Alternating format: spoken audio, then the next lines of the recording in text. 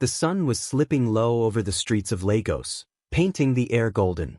People were rushing home, danfos honking, street hawkers shouting, traffic choking the wide road in front of Super Save supermarket. It was the kind of noisy evening where no one expected a miracle, only more chaos. And then it happened. A sleek black Rolls-Royce Phantom pulled up on the roadside. Its engine purred like a wild cat, catching the attention of everyone nearby. Hawkers paused. A mother dragging her crying child stopped. Even the security guard at the supermarket froze mid-yawn. The driver's door opened, and out stepped a man who made heads turn instantly. He was tall, broad-shouldered, dressed in a custom navy blue suit that hugged him perfectly. His wristwatch gleamed like it carried the sun itself. Some recognized him immediately. Others whispered in shock. "That's Damien Cole, the billionaire investor?" The same man Forbes called Africa's iron banker. Damien Cole, billionaire, tech investor, the man who had built an empire across finance and real estate. Women swooned when they saw him on magazine covers. Men admired him, envied him, or wanted to be him. But tonight, Damien wasn't walking into a shareholders' meeting or stepping into a gala. He was walking toward her. On the pavement near a pile of empty crates sat a woman. Her belly was swollen with pregnancy, round beneath a faded, oversized t-shirt. Her wrapper was torn, her slippers mismatched, her hair untidy. She was young, maybe mid-20s, but the years of struggle made her look older. In her arms was a plastic bag half filled with Gary and sachet water. She sat with her back against the supermarket wall, eyes downcast, like someone who had stopped expecting life to notice her. Her name was Amara Okafor. And in that moment, she looked up to see a billionaire striding straight toward her. The crowd murmured. Some laughed. Others pulled out their phones. What's Damien Cole doing with that pregnant beggar? Maybe he wants to give her money? He can't. Is this real? Amara's heart pounded as his shadow fell over her. She blinked, shielding her eyes from the evening glare. He stopped right in front of her. For a moment, neither spoke. Only the noise of the city filled the air. Then Damien's voice came low, calm, but firm. "My name is Damien Cole." Amara stared, confused. "And why are you talking to me?" He smiled faintly, but there was a storm in his eyes. "Because I've seen you here, day after day. And I've heard the way you speak to yourself, to your unborn child. You don't sound broken. You sound like someone who deserves another chance." She blinked, trembling. "Sir, I don't understand." He took a deep breath. Then he said the words that silenced an entire street. "Amara Okafor, will you marry me?" The world stopped. Phones shook in people's hands as they struggled to record. A hawker dropped his tray of gala sausages. Someone screamed. Cars slowed, horns blaring, drivers stretching their necks in disbelief. Amara's mouth fell open. What did you just say?" "You heard me," Damien replied, his jaw tight but his eyes unwavering. "I'm asking you to be my wife." A pregnant homeless woman. Proposed to by one of the richest men in Africa. The air buzzed with disbelief. Gasps rippled through the onlookers. "He's crazy. Is he mocking her?" "No, look, he's serious." Amara's chest rose and fell rapidly. She wasn't sure if she was dreaming or hallucinating from hunger. But then her unborn child kicked, reminding her this was painfully real. Her voice cracked. "You can't mean this. I'm nothing. Look at me.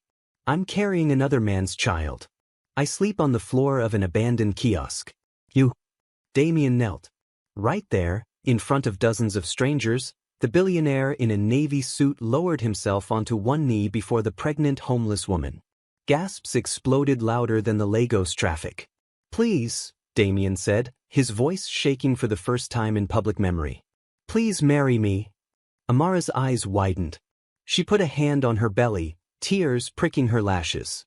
The shame, the rejection, the endless nights of hunger, all of it clashed with this impossible moment. But instead of saying yes, she whispered something that made even Damien freeze. "If you truly mean it," her voice broke, "then take responsibility for this child first. Before me. Before anything else." Prove to me this baby will not be born into the same rejection I have suffered. The crowd exploded. What? She rejected him. No, she's testing him. Damien's lips parted in shock. No one had ever dared put a condition before him. But Amara's eyes did not waver. She wasn't asking for jewelry, or cars, or mansions. She was asking for dignity. For a life for her unborn child. And in that moment, Damien Cole, the man who had conquered boardrooms and broken competitors, felt his throat tighten. For the first time, a woman had asked him for something money couldn't just buy. He nodded slowly. Then that is exactly what I will do. And as Amara gasped, the city around them erupted into chaos, phones recording, voices shouting, history being written in the dust of a Lagos street. This was only the beginning. The crowd around Super Save Supermarket still buzzed with disbelief.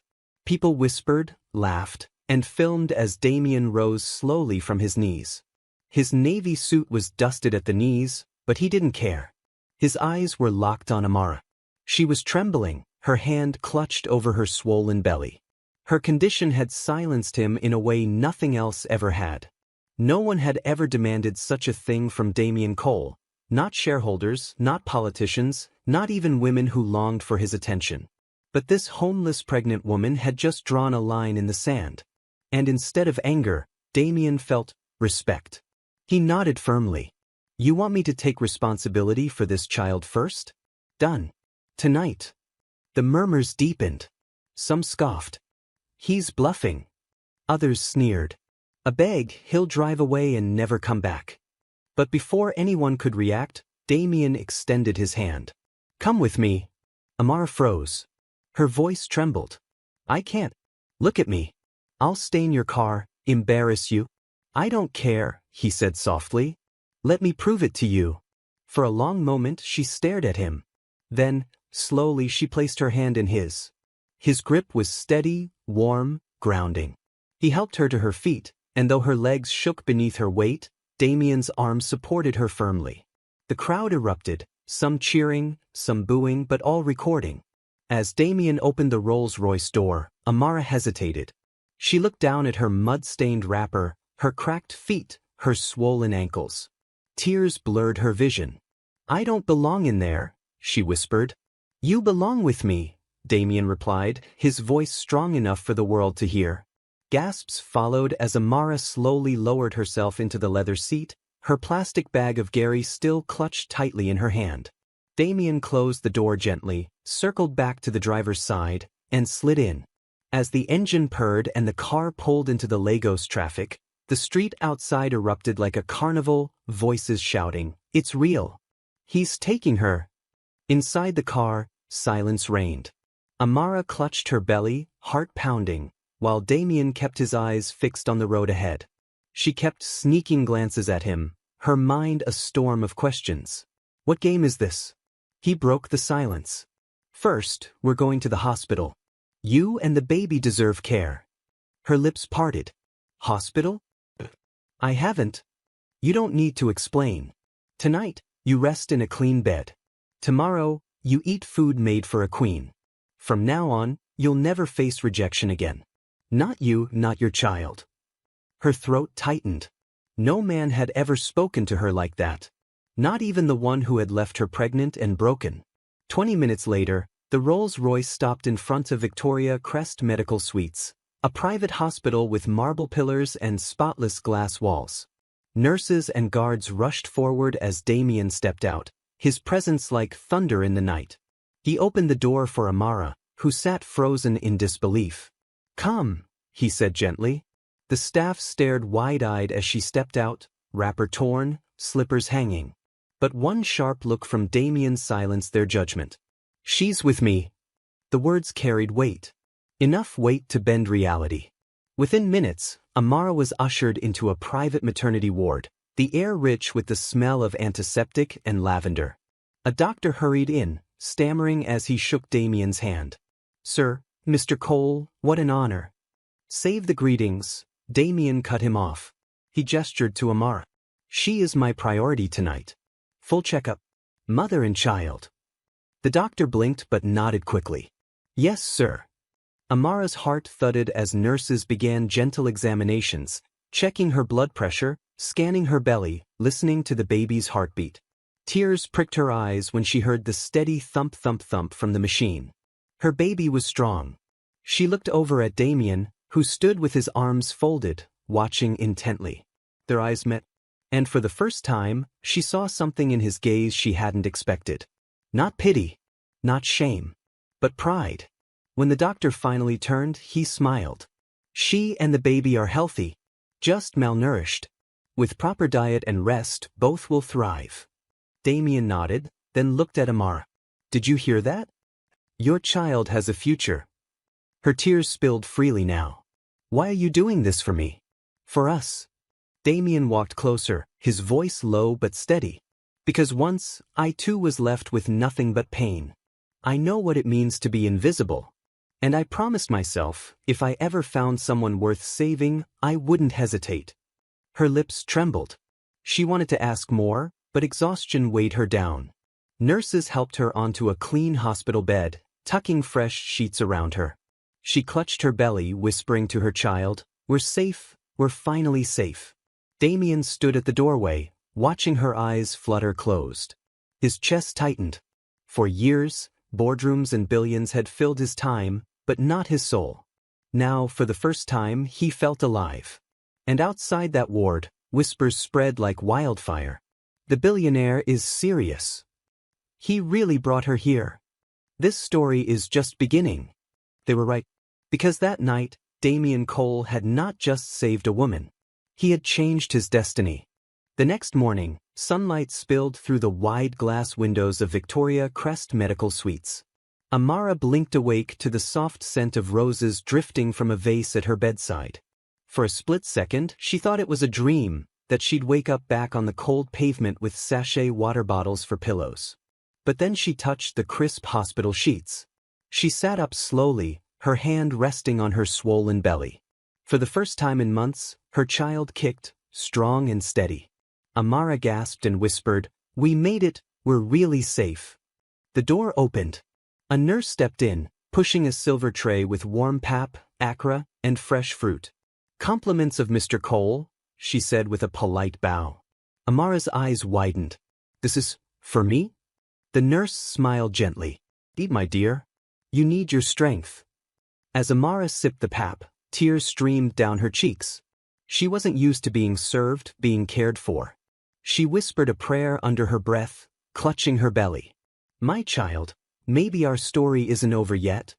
Moments later, the door opened again. Damien entered, dressed casually in a white shirt, sleeves rolled up, his Rolex glinting in the morning light.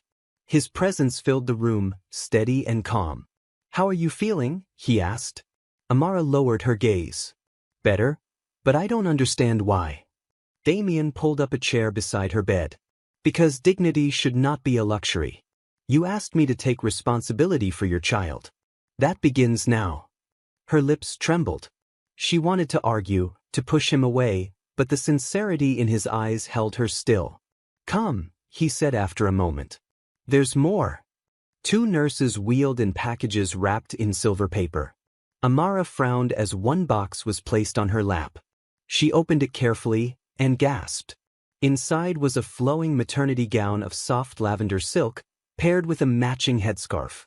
Her fingers shook as she touched the fabric. This must cost." "Don't," Damien interrupted softly. "All that matters is that you feel like the woman you are, not forgotten, not rejected, but honored." Within the hour, the nurses helped Amara bathe properly for the first time in weeks. Warm water washed away the dirt, the shame, the nights spent in gutters and abandoned kiosks. When she stepped out and slipped into the gown, her reflection in the mirror startled her. Her skin glowed again, her hair brushed neatly, her swollen belly resting gently beneath the silk. For the first time in months, Amara saw not a beggar, but a woman. When Damien returned, his eyes flickered with something unspoken. He nodded slowly. "That's the woman I saw yesterday." Her cheeks flushed, but she quickly looked away. "I don't know how to thank you." "You don't need to," he said simply. "Just live." An hour later, The Rolls-Royce glided out of the hospital gates with Amara seated carefully in the back, her fingers gripping the silk gown like it might disappear. She stared out at the bustling streets of Lagos, Danfo buses crammed with passengers, hawkers tapping car windows, children running barefoot across dusty sidewalks. Only yesterday she had been one of them, invisible, unwanted, discarded. Today she sat in a car worth more than everything she had ever known. The car slowed. Amara turned, her eyes widening as golden gates loomed ahead. Beyond them stretched a driveway lined with palm trees swaying gently in the breeze. At the center of a wide courtyard, a marble fountain sparkled under the sun, its water dancing like liquid diamonds. The gates opened slowly, as though unveiling a secret kingdom. Amara gasped. This can't be real. Damien's lips curved faintly. Welcome home. The mansion rose before them, a masterpiece of glass and ivory stone, tall columns gleaming, balconies draped in flowering vines. Windows stretched wide, reflecting the Lagos sky. From the gardens came the sound of birdsong and the scent of hibiscus. The car stopped. A butler in a dark suit hurried forward, bowing. Welcome, sir. Welcome, madam. Amara froze. Madam. No one had ever called her that. Her eyes stung with tears. Damien stepped out first, then turned and extended his hand to her. She hesitated, staring at the silk pooled around her lap. Her heart pounded. This was too much. Too impossible. But Damien's voice was calm, commanding yet gentle. Amara, trust me. Step into the life you deserve. With trembling hands, she placed her palm in his and stepped out onto the marble courtyard. The sun kissed her face, and for the first time in years, she did not feel like a shadow. But as the mansion doors opened, revealing glittering chandeliers and marble floors, Amara's breath caught in her throat. Because at the top of the grand staircase stood a woman in her 50s, dressed in royal blue lace, eyes sharp as knives. Damien's mother. Her voice cut through the silence like a blade. Damien, who is this? And why is she in my house? Amara's heart sank. The fight for dignity had only just begun. The marble doors closed with a heavy thud behind them. Inside, chandeliers glittered like captured stars, and the floor gleamed so brightly Amara could see her own reflection in the polished stone. She clutched her belly, overwhelmed, but her awe was cut short by the piercing eyes at the top of the staircase. Damien's mother. Madame Veronica Cole descended the stairs slowly, each step echoing authority. Her royal blue lace gown swept the floor, her jewelry glittered, and her lips pressed into a thin line. When she reached the bottom, her gaze swept over Amara from head to toe, the silk maternity gown, the swollen belly, the worn sandals peeking from beneath the hem. Her nostrils flared. Damien, explain this. Damien's jaw tightened. Mother, this is Amara Okafor. Veronica's eyes narrowed. And why, pray tell, is she dressed like she belongs here? Because she does, Damien said firmly. The silence that followed was sharp enough to cut glass. Amara shifted uneasily, lowering her gaze. She felt exposed, like a trespasser. Veronica stepped closer, circling Amara like a hawk. Pregnant. And not with your child. Her voice dripped disdain. Damien, are you mocking this family's name? Amara flinched as if slapped. Her hand instinctively shielded her belly. She had expected whispers, maybe judgment, but not such blunt cruelty, at least not so soon. Damien's voice was low but steady. Mother, I'm not mocking anything. I'm making a choice. Amara is under my protection. And soon under my name. Gasps rippled through the staff gathered discreetly at the corners. A maid dropped a tray of glasses with a sharp crash. Veronica's eyes widened in horror. Marriage? To her? A nobody off the street? Amara's throat tightened. Shame burned her chest. Her mind screamed to run, to escape the humiliation, but her feet were frozen. Damien moved closer, standing between his mother and Amara. You taught me, mother, that a man is measured not by wealth, but by the lives he chooses to honor. I'm honoring her. And the child she carries. Veronica's hand trembled as she pointed at Amara. That child is not yours, Damien. No, he admitted, his voice ringing like thunder through the mansion. But it will be mine. The room went silent. Amara's eyes shot to him, wide with disbelief. His words struck her deeper than any gift ever could. He wasn't just taking her in, he was claiming her child, the one everyone else had rejected. Veronica staggered back, clutching her chest as though the declaration had stolen her breath. "You're out of your mind," she whispered. Damien stepped closer to Amara and gently touched her arm. "You asked me to prove it," he murmured, just for her ears. "I just did." Her lips trembled. Tears blurred her sight. "Damien." But Veronica wasn't finished. She straightened, regaining her composure, her voice cold as ice. "If you bring this woman under this roof, Damien, then know this. The Cole family name will not shield you. The board, society, the press, they will tear you apart. And when they do, I will not stand beside you." The weight of her words hung heavy in the air. Amara's stomach twisted. She couldn't bear the thought of being the reason Damien lost everything. She pulled her arm from his grasp. "Maybe she's right," she whispered, her voice cracking. "Maybe I don't belong here." But Damien caught her wrist firmly. His eyes burned with resolve. "Don't you dare say that again. You belong here because I said so." The staff whispered among themselves, their faces torn between shock and curiosity. Veronica's lips curved into a bitter smile. "Very well, Damien. You've chosen. But mark my words, the world won't forgive this disgrace. And neither will I."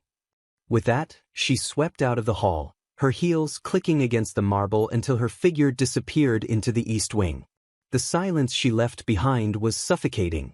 Amara sank into a nearby chair, trembling, her hands cradling her belly. Her tears fell freely. I told you I don't belong." Damien crouched in front of her, lifting her chin until her eyes met his. His voice softened, steady as a promise. "You belong more than anyone I've ever known. You're not a disgrace. You're my choice. And soon, the world will understand why." For the first time, Amara believed he wasn't just trying to save her. He was fighting for her. And that was a battle neither of them could afford to lose. The guest room was bigger than any house Amara had ever entered in her life. The walls shimmered with cream paint, adorned with gold-framed art. Silk curtains flowed with the evening breeze, and the king-sized bed looked like something carved for royalty. Amara sat on the edge, frozen, afraid to even wrinkle the spotless sheets. She clutched her belly, her unborn child turning within her as if sensing her fear. "This isn't real," she whispered. "This can't be real." A knock sounded at the door. Her head snapped up. "Yes." The door opened gently. Damien stood there, holding a silver tray himself. "Not a maid, not a butler." "I thought you might like this," he said quietly. On the tray was a steaming bowl of jollof rice with fried plantain and grilled fish. The smell filled the room, warm and rich. Amara blinked, tears stinging her eyes. "You brought this yourself?" Damien smiled faintly. "I don't believe in giving orders for the things that matter." He set the tray down on the bedside table. Amara hesitated, then took a bite. The taste was heavenly, nothing like the cold scraps she had scavenged for months. Her hand shook around the spoon. Damien pulled a chair closer, sitting across from her. For a long moment, silence filled the room. Only the sound of Amara's cautious chewing and the soft hum of the ceiling fan. Finally, she spoke. "Why me, Damien? Why stop on that street? Why not any other woman in this city, any woman without baggage, without shame?" Damien leaned back, exhaling slowly. His eyes drifted, not at her, but somewhere far away. "Because I saw myself." Amara frowned. "Yourself?" He nodded. His voice was low, steady but edged with pain. "Do you know why I built this empire, Amara? Why I spent nights in boardrooms? Why I kept chasing deal after deal, never resting?" She shook her head softly. "Because once, I was a man who had everything, and then I lost it all." Amara's spoon stilled. "My wife," Damien said, his jaw tightened. "She was carrying our first child. We were planning a future. Nursery colors, names, family vacations. One night, there was a fire in our home. I wasn't there. I was stuck in a meeting that seemed more important at the time. By the time I got the call, it was too late. Both of them, gone. Amara's breath caught.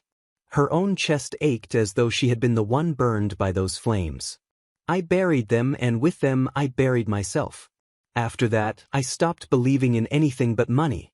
I told myself, if I became untouchable, maybe the pain would stop. But it didn't. All the billions, the houses, the jets, it was just noise. Until I saw you. Amara's lips parted, her hand tightening over her belly. Me? But I'm nothing like her. You're exactly like her, Damien whispered. Not in looks, not in voice. But in the way you spoke to your child while sitting on that pavement. You believed that baby deserved better, even when the world gave you nothing. That was her too. Hope in the middle of ruins. Amara's tears spilled freely. 4 months, she had been invisible, discarded by the man who made her pregnant, by family who called her a disgrace. Yet here sat Damien Cole, billionaire, opening scars no one else had seen, comparing her to the only woman he had ever loved. She put her spoon down, her hands trembling. I don't know if I can be what you think I am. Damien leaned forward, his gaze steady. You don't have to be anything but yourself. You already are enough. Silence filled the room again, heavy but not empty. Amara's child kicked beneath her palm, as if responding to his words. For the first time in months, Amara didn't feel broken. She felt seen. That night, as Damien left her to rest, Amara lay back on the bed, staring at the ceiling. The sheets smelled of lavender. The pillow was soft. She whispered to her unborn child, maybe, just maybe, our story is changing. And somewhere down the hall, Damien stood at his own window, staring out at the city lights, whispering into the night, maybe my story is changing too. Neither knew how much more pain and beauty awaited them. But for the first time, they both dared to dream again. Morning sunlight bathed the Cole mansion in gold. Amara sat at the long dining table, her lavender gown replaced with a soft ivory maternity dress Damien had chosen. Before her sat a spread she couldn't have imagined even in dreams: golden brown ajij bread, scrambled eggs, pap steaming in porcelain bowls, sliced fruits arranged like artwork. She ate slowly, self-conscious. Every maid and guard seemed to steal glances at her. She felt like an intruder seated on a throne that didn't belong to her. Damien, already dressed in a gray suit, watched her quietly from the head of the table. When her hand trembled on the fork, he said calmly, "Eat, Amara. You're not a guest. You're home." She swallowed hard, then forced herself to take another bite. The words home lingered in her chest, heavy and unbelievable. Halfway through breakfast, Damien's phone buzzed. He glanced at it, then looked back at her. "You'll come with me today." Amara froze. "Where?" "Cole Capital headquarters." His tone left no room for doubt. Her spoon clattered onto the plate. "Damien, no. People will laugh." "Let them laugh," he interrupted firmly. "They laughed yesterday when I knelt before you. Did it change my decision?" Her lips parted, but no words came. Hours later, the Rolls-Royce pulled up before a towering skyscraper of glass and steel in Victoria Island. The sign gleamed, Cole Capital Investments. As Damien stepped out, staff and security rushed to greet him. Cameras flashed. Paparazzi had been waiting as always. But today, they froze when they saw Amara step out behind him, her pregnant belly obvious beneath her flowing gown. Gasps rippled. "Who is she? Is that the woman from yesterday's video? No, it can't be." But it was. The viral clips had already spread across Lagos overnight. Damien Cole kneeling before a pregnant homeless woman. People argued in salons, offices, Danfo buses. Was it a publicity stunt? Was it madness? Or was it the most romantic thing anyone had ever seen? Now, the proof walked beside him in daylight. Amara felt the weight of every eye like daggers on her skin. Whispers buzzed like angry bees. She lowered her head, wishing the marble tiles would swallow her whole. Damien's hand brushed hers lightly. She flinched, but he caught her fingers firmly. In full view of flashing cameras, he laced his hand through hers. The crowd gasped louder. Damien Cole holding her hand. "He's serious about her." Amara's knees wobbled, but Damien's steady grip carried her forward. Inside the building, sleek hallways gleamed with chrome and glass. Staff members stared openly, their polite greetings laced with curiosity. Some bowed respectfully, others snickered behind clipped smiles. They entered the top floor, the executive boardroom. Inside, 12 board members sat around a long table, their suits sharp, their eyes sharper. When Damien entered, they rose slightly in respect. But when Amara followed, their jaws tightened. One elderly man cleared his throat. "Mr. Cole, we weren't expecting—" "You weren't expecting me to keep my word," Damien cut in smoothly. "Gentlemen, meet Amara Okafor. The woman I intend to marry. And the one whose child I will raise as mine." The words dropped like a bomb. Several board members shifted uncomfortably. One whispered too loudly, "Pregnant, and not his." Another tried to cover his shock with a cough. Amara wanted to sink into the ground. Her hands trembled so badly she almost pulled free, but Damien's grip tightened reassuringly.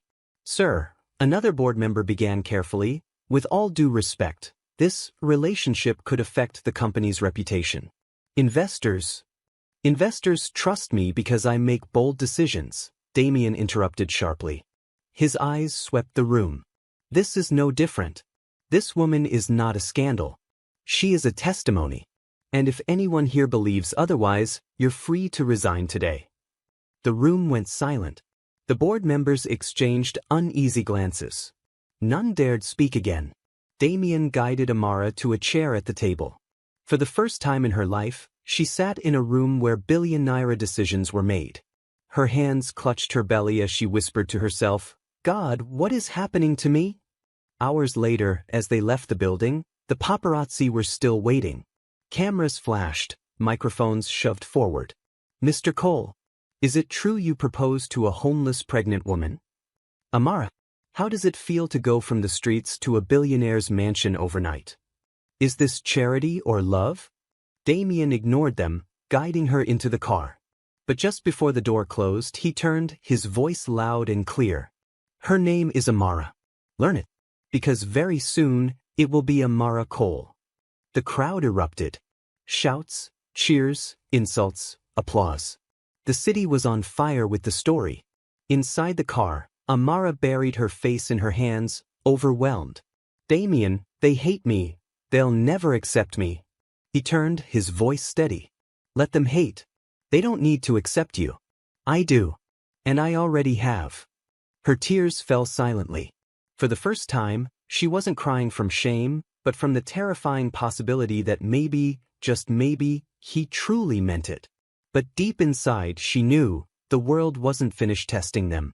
The city never stopped whispering.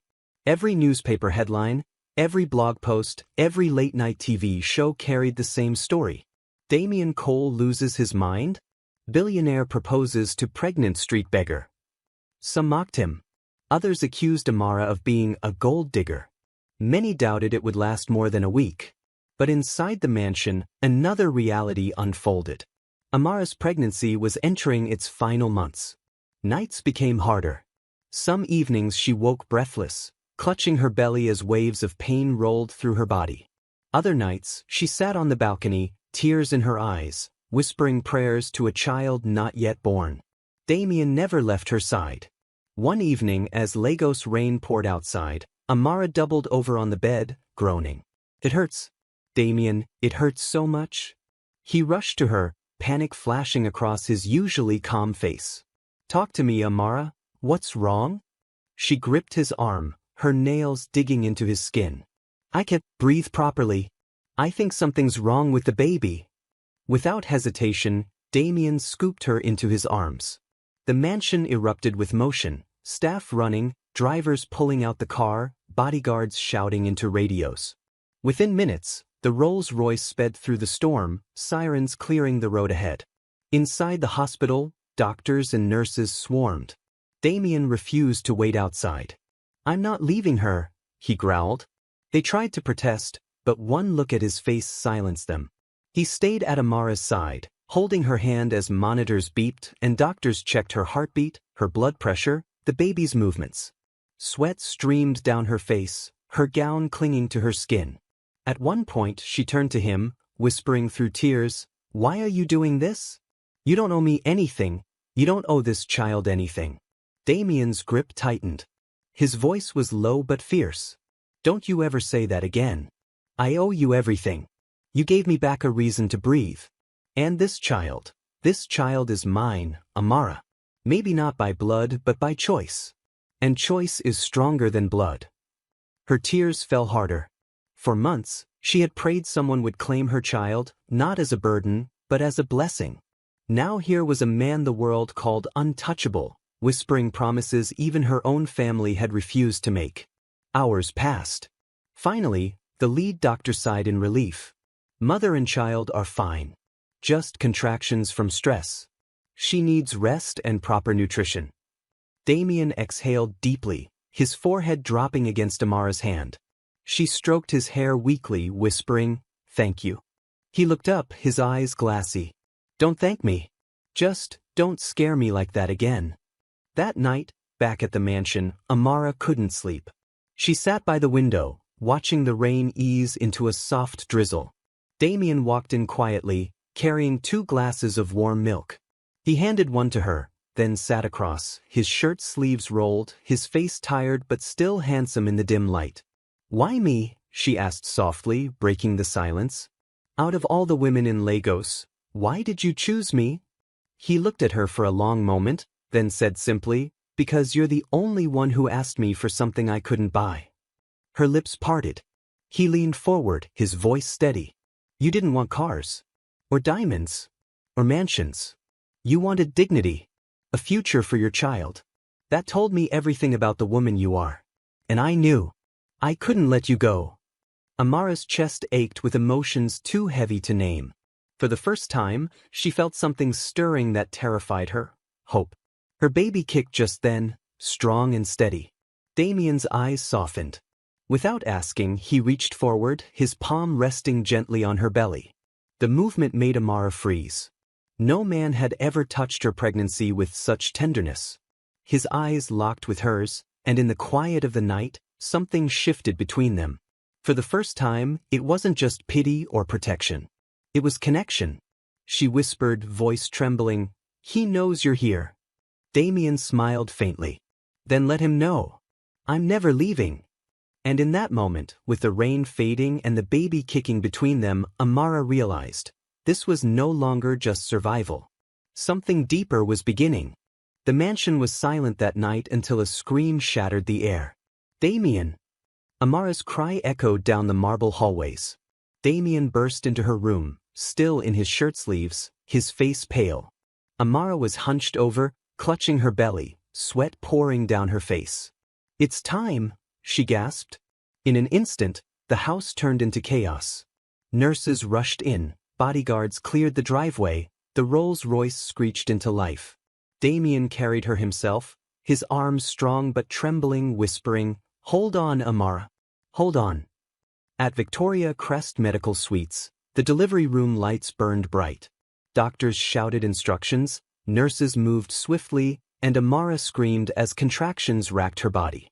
She gripped Damien's hands so tightly her nails dug into his skin, but he didn't flinch.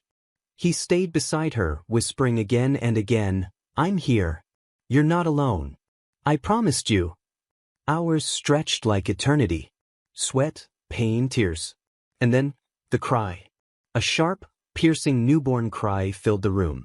Amara collapsed back against the pillows, sobbing with exhaustion as the nurse held up a tiny, squirming infant. Damien's chest tightened. He had heard boardroom applause, investor cheers, even the roar of jets at his private airstrip. But nothing had ever sounded as powerful, as holy, as this baby's cry. The nurse smiled. A baby boy. Healthy. Amara reached weakly, tears streaking her face. "My baby."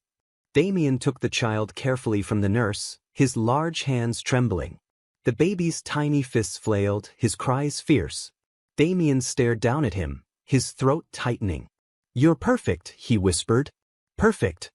Then, without hesitation, he turned to the room full of stunned doctors, nurses, and staff. His voice rang with steel. "This child is mine. Gasps erupted. A nurse nearly dropped her clipboard.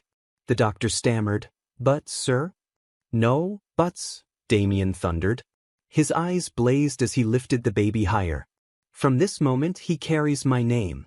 He is Cole. My son." The weight of his declaration hung heavy. Staff exchanged glances, their shock palpable. A billionaire claiming another man's child? It was unheard of. But Amara, tears flooding her eyes, knew what it meant. Damien had fulfilled her test. He had chosen not just her, but her child, fully, publicly, irrevocably. When the baby was placed gently into her arms, Amara sobbed harder, her heart breaking and mending all at once. She whispered to the tiny face, "You're not alone, my child. You'll never be alone again." Hours later, as dawn painted the Lagos skyline, Damien and Amara stood together at the hospital's private balcony. Amara cradled the sleeping newborn, her gown loose around her frail body. Damien stood close, his arm around her shoulders, his gaze fixed on the horizon. "They'll talk," Amara whispered. "They'll mock. They'll never understand." "Let them," Damien said softly. He looked down at the baby, then back at her. "The world will call him unwanted. I'll call him chosen. They'll call him a mistake. I'll call him my son. And one day, they'll call him a miracle." Amara's lips trembled. She turned her face into his chest, overwhelmed. For the first time since she had been abandoned on the streets, she felt whole. News broke before noon. Damien Cole welcomes baby boy with pregnant fiancée, claims child as his own. It went viral instantly.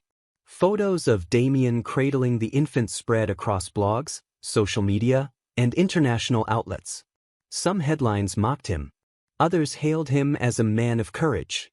Talk shows buzzed, analysts debated, pastors preached sermons about grace and second chances. But inside the hospital suite, none of that mattered. All that mattered was Amara, Damien, and the tiny life sleeping peacefully between them. And as Damien watched Amara kiss their son's forehead, he whispered a vow to himself, unheard by anyone else. "From this day, nothing will break us." By the time Amara and the baby were discharged from the hospital, Lagos was already on fire with the story. Every newspaper, every blog, every late-night gossip show had one headline: "Billionaire Damien Cole claims another man's child." Some called it madness. Others, charity. A few dared to call it love. But no matter how people spun it, everyone had an opinion.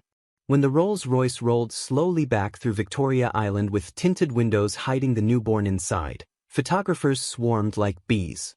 Flashbulbs cracked against the glass. Voices screamed questions. "Amara, do you feel worthy of him? Damien, what about the baby's real father? Is this a publicity stunt?" Amara curled protectively around her son, her heart racing. She whispered, "Damien, they'll tear us apart. They'll never accept me." But Damien's arms slid firmly around her shoulders. "They don't need to accept you. I do. And I already have." Back at the mansion, Damien insisted on something no one expected: a press conference. "Are you sure?" Amara asked nervously, clutching the baby. "They'll humiliate you." Damien straightened his suit, his eyes like steel. "No, Amara. They'll humiliate themselves." The next day, the mansion gates opened to a sea of reporters. Cameras, microphones, flashing lights, the whole of Lagos media gathered, desperate for a glimpse of the woman and child who had stolen the billionaire's heart. When Damien stepped out onto the marble steps, Amara was beside him, the baby swaddled in her arms. Gasps rippled instantly. The sight of her, still fragile from childbirth, dressed simply in a soft blue gown, silenced even the loudest critics for a moment.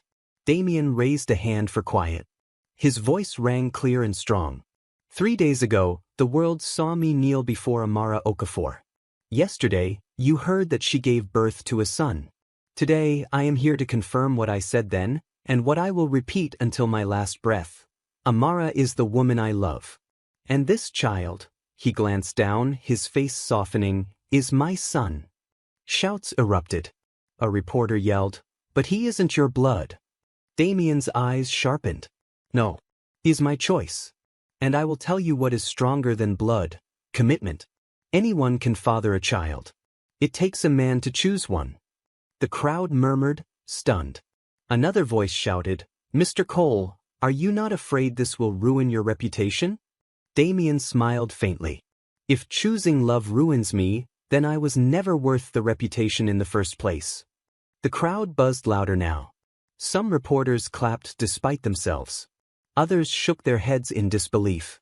But one headline was born that day, spreading faster than the rest. Damien Cole, the billionaire who chose love over blood. Inside, Amara sat trembling, rocking her newborn. Tears blurred her sight. She whispered, "Why are you risking everything for me?" Damien entered the room quietly. He sat beside her, placing a hand over hers. "Because for years I risked nothing. I hid behind my money, my power, my reputation. And it left me empty. But you gave me something to fight for again." Amara's throat tightened. "Damien?" He leaned closer, his hand gently brushing her cheek. His voice dropped low, only for her. "You're not my mistake, Amara. You're my miracle."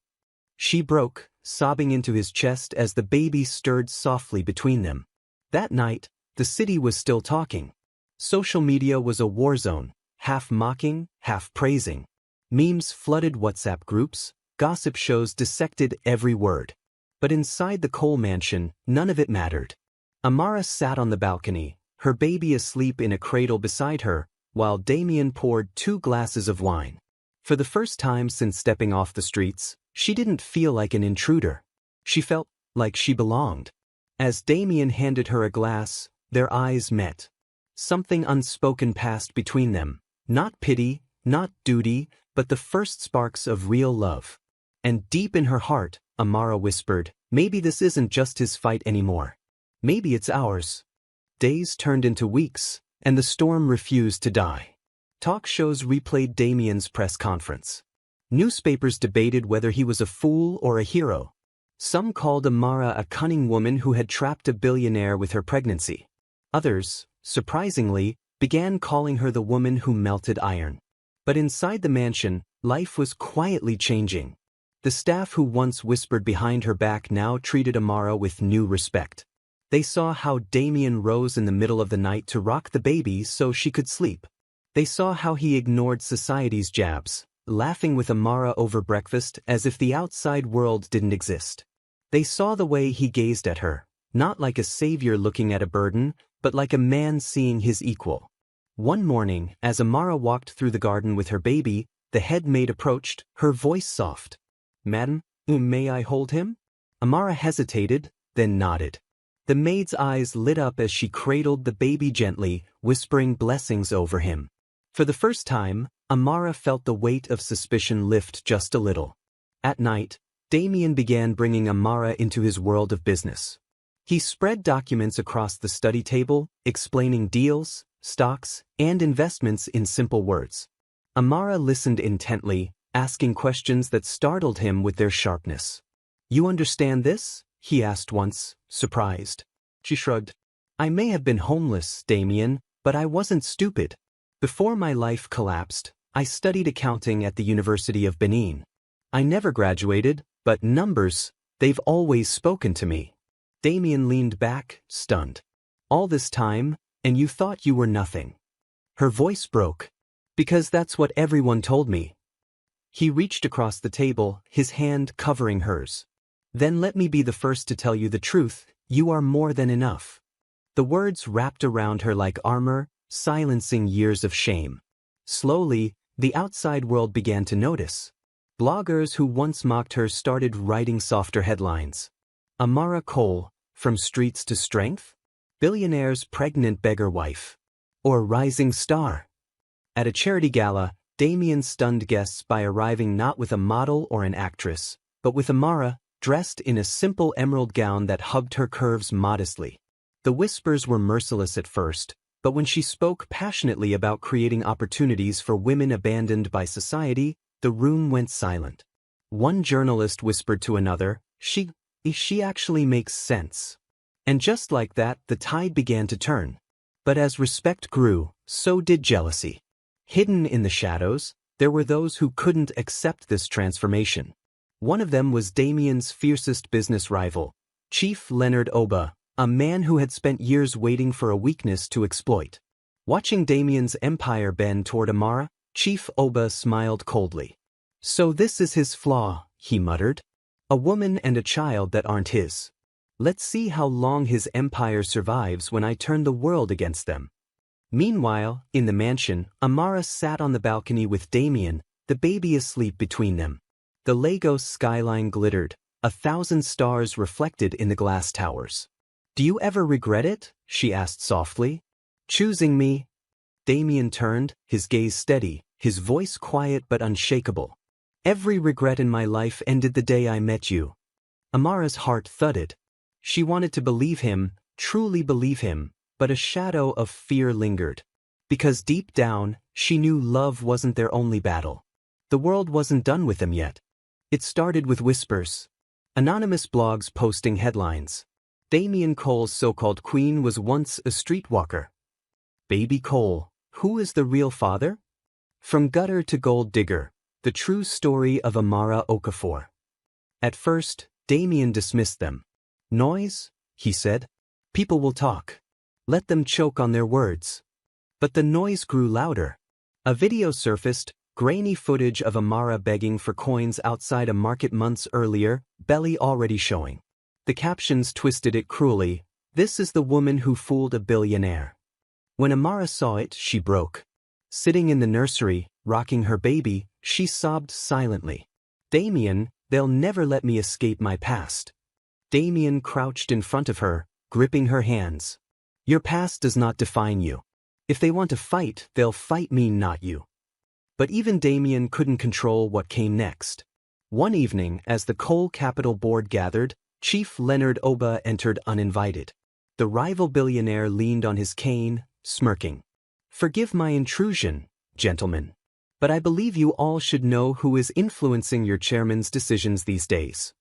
He held up a folder, sliding photos across the glossy boardroom table. Pictures of Amara sleeping under a bridge, heavily pregnant, clutching a torn bag. The board members stiffened. Whispers rippled. "This is the woman Damien wants to place beside him as his wife? The face of Cole Capital?" Chief Oba sneered. "A beggar. A disgrace. And her child? Tell me, do you honestly believe it carries Damien's blood?" Damien's fist slammed the table. "Enough." But the damage was done. Eyes avoided his. Doubt had been planted. News spread like wildfire. Shareholders panicked. Stock prices trembled. Damien's empire began to feel the weight of scandal. That night, Amara stood on the balcony, staring at the Lagos lights through tears. "Damien, maybe your mother was right. Maybe I don't belong here. Maybe I'm dragging you down." He turned her firmly to face him. "Don't you dare say that again. You are not my weakness, Amara. You are my strength. Without you, I am just money. With you, I am a man." She sobbed against his chest, but deep down, fear gnawed at her. What if love wasn't enough to hold back the storm? The next morning, tabloids doubled down. Reporters gathered outside the mansion gates, shouting accusations. Protesters held signs, "Not fit to be Cole's wife." Damien called an emergency press conference. Amara begged him not to. "They'll twist your words. They'll hurt you." "They can try," he said, fire in his eyes. As he stepped onto the marble steps, cameras flashing like lightning, Amara watched from behind the curtains, her baby in her arms. The crowd shouted, "Who is she, Damien? A beggar? A liar? A trap?" Damien raised his voice above the chaos. "Her name is Amara Okafor. She is not a beggar, she is not a disgrace. She is the woman who taught me that dignity is stronger than pride, and love stronger than blood. If anyone here doubts her worth, then doubt mine, because I stand with her, till my last breath." The reporters erupted. Some cheered. Others jeered. But the speech spread across the world that night. Yet, far away, Chief Oba watched the broadcast on his phone, smirking. "Stand with her, Damien. Let's see how long you can stand when I take everything from you." And in that moment, the battle shifted. This was no longer just about love. It was war. The storm did not ease. It grew fiercer. Every morning, headlines screamed fresh poison. Coal empire in crisis. Investors withdraw over beggar wife. Amara Okafor, Lagos greatest scam? Damian Cole blinded by lust, loses grip on empire. Share prices plummeted. Longtime allies withdrew their contracts. Damian's board members whispered about replacing him. At home, staff who once bowed respectfully began to avoid Amara's gaze. She could feel their doubt like a weight on her chest. And then the final blow came. Damian's mother, Madame Veronica, returned from Europe, storming into the mansion with fire in her eyes. She stood in the living room, flanked by journalists she had deliberately tipped off. Cameras rolled as she pointed at Amara, who was rocking her baby in the corner. "This woman is not welcome in my family," Veronica declared. "She is nothing but a stain on the Cole name. And that child," she spat the word, "is not my blood." The words cut like knives. Amara's face drained of color. Tears burned her eyes as the baby whimpered in her arms. Damian stood instantly, his voice thundering. "One more word and you'll regret it." But the damage was done. By evening, the footage had gone viral. The world watched as Damian's own mother disowned Amara publicly. That night, Amara broke. She sat alone in the nursery, staring at her son as tears streamed down her face. "What have I done to you?" she whispered. "I thought I was saving you, but maybe I've doomed you." Damian found her there, her face buried in her hands. "Amara." She shook her head violently. "No, Damian. I can't do this. I can't be the reason you lose everything you've built. Look at the world. They hate me. They hate our son. Even your own mother spits on us. This isn't love, Damian, this is war. And I am your weakest soldier." Her voice cracked into sobs. Maybe I should leave." The words shattered him. For a moment, Damian couldn't breathe. The thought of waking up without her, of returning to his cold, empty life before her, was unbearable. He grabbed her shoulders, forcing her to meet his eyes. His voice trembled, but it burned with fire. "You think you're my weakness? Amara, you're my only strength. When the world turned its back, you stood. When shame tried to bury you, you carried life inside you and refused to give up. That's not weakness. That's power. You're the strongest person I've ever known." Her lips trembled.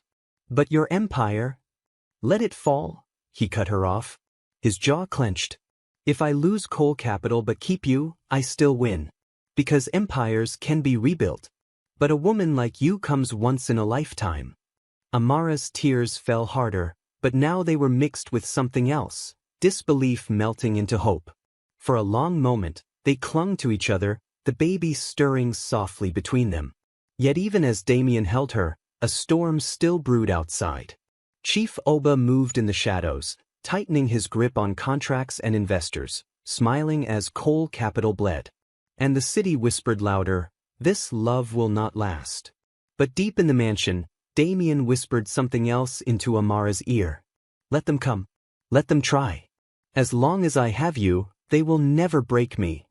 The morning after Amara's breakdown, Damian sat in his study, the city skyline glowing beyond the glass. His empire was bleeding, his family divided, and the woman he loved doubted her place by his side. But Damian Cole had not built an empire by folding under pressure. He called his most trusted aide. "Bring me everything on Chief Leonard Oba. Every deal, every hidden file, every unpaid bribe. Today we end this."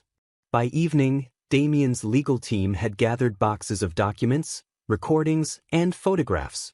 Oba's empire wasn't made of steel, it was made of lies. Tax evasion, illegal land grabs, offshore accounts hidden behind shell companies. Damian stared at the evidence, his jaw tightening. "This isn't about business anymore," he murmured. "It's about justice." The next day, Damian shocked the nation. Instead of hiding, he announced a press conference, not at the mansion, but at Coal Capital Tower, the heart of his empire. Amara panicked when she heard. "Damian, please, you've already risked enough." He took her hands gently. "No, Amara. This time, you'll stand with me. You once asked me to claim your child. Today, I'm asking you to claim your place. Beside me. Publicly. Her lips trembled. I'm scared. He cupped her face softly. But courage isn't the absence of fear, it's standing anyway. And so, for the first time, Amara agreed. When they stepped onto the stage together, the crowd erupted. Flashbulbs exploded. Critics sharpened their knives. Supporters held their breath. Amara, in a simple navy gown with her baby in her arms, looked fragile yet unshakable. Damien raised his voice. The world has called Amara unworthy. They've mocked her past, questioned her child, and tried to shame her name. But today I will show you the real fraud. He slammed a thick folder onto the podium.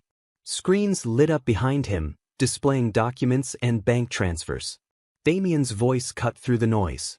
Chief Leonard Oba, the same man who dares to call my wife a disgrace, has stolen billions from the people of Nigeria. Here are the files. Here are the names.